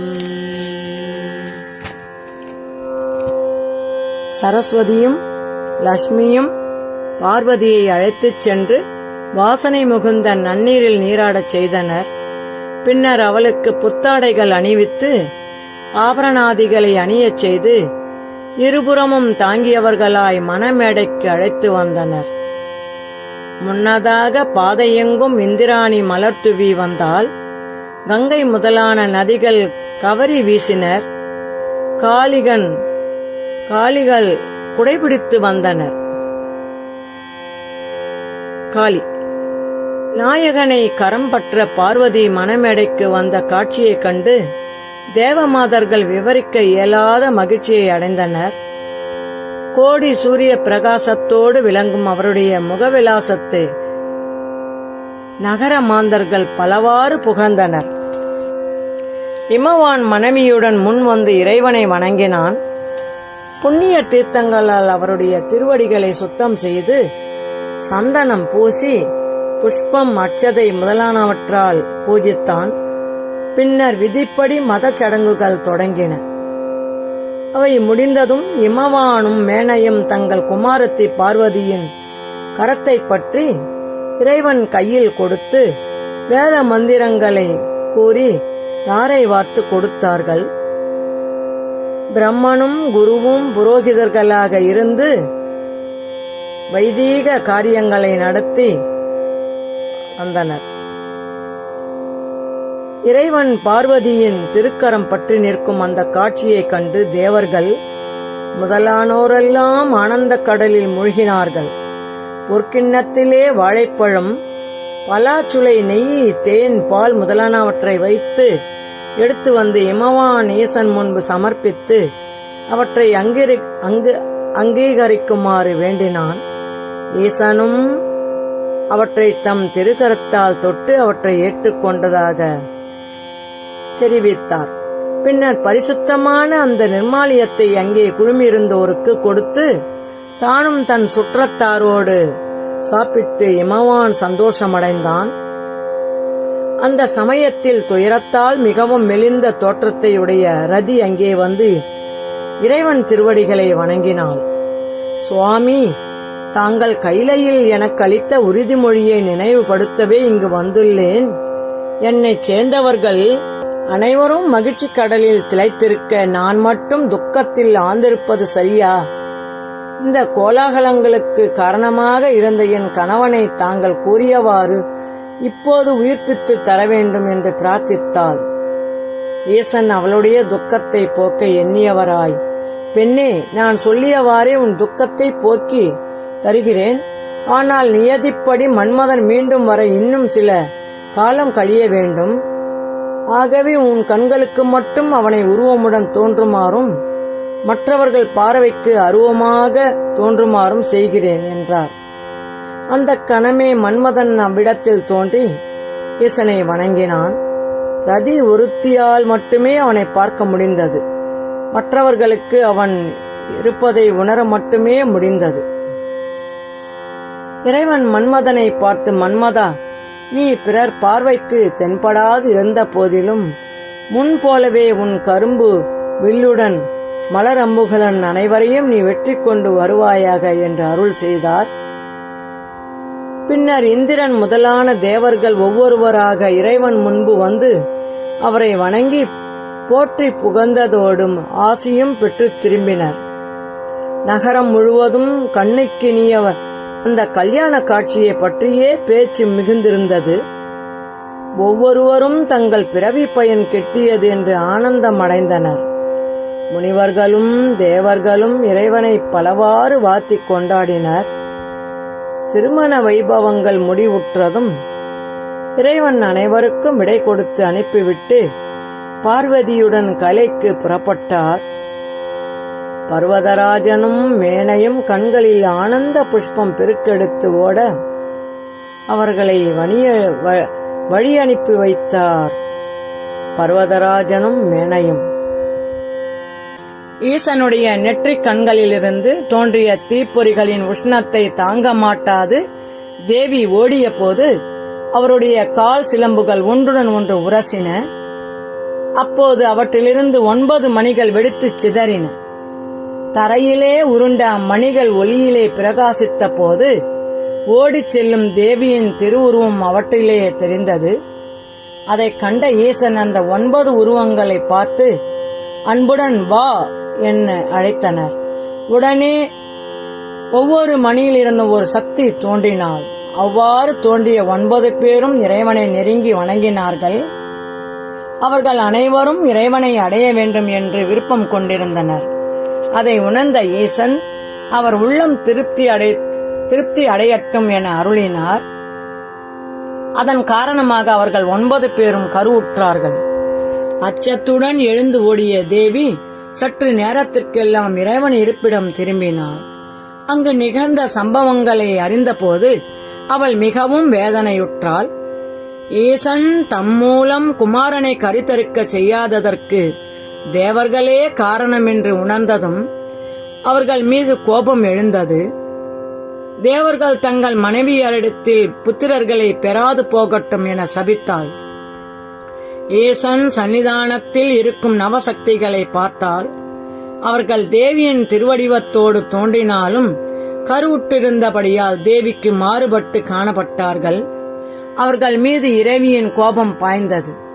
என்னை போன்று தோற்றம் கொண்டிருந்தாலும் என்னிலும் மாறுபட்டு கருவுடன் இருப்பதால் நீங்கள் நெடுங்காலம் இச்சூளுடன் வருந்துவீர்களாக என்று அவர்களையும் சபித்தாள்.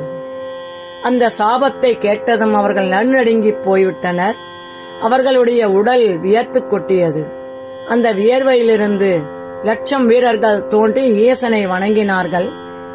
இறைவன் அவர்களை பார்த்து மலர்ந்த முகத்தோடு, நீங்கள் அசுரர்களை அழிக்க வந்த நம் குமாரனுக்கு படை வீரர்களாக ஆவீர்கள் என்று திருவாய் மலர்ந்தார். அவர்கள் பரம சந்தோஷமடைந்து ஈசனை பலவாறு போற்றினர். இரவியால் சபிக்கப்பட்ட 9 சக்திகளும் தேவிக்கு பணிகளை செய்து கொண்டிருந்தனர். அவர்களுடைய கருவிலே வெளிப்பட முடியாது அங்கேயே வளர்ந்து கொண்டிருந்தன சிசுக்கள். அவர்களுடைய பாரத்தை தாங்க மாட்டாது நவசக்தியர்களும் வருந்தினர். நவசக்திகள் 9 பேரும் கர்ப்பத்தின் பாரம் தாங்காது வருந்துவதைக் கண்ட இறைவன் பார்வதியை பார்த்து, தேவி, இவர்கள் பட்ட கஷ்டங்கள் போதும், இவர்கள் விஷயத்தில் நீ மனம் இறங்க வேண்டும் என்று தெரிவித்தார்.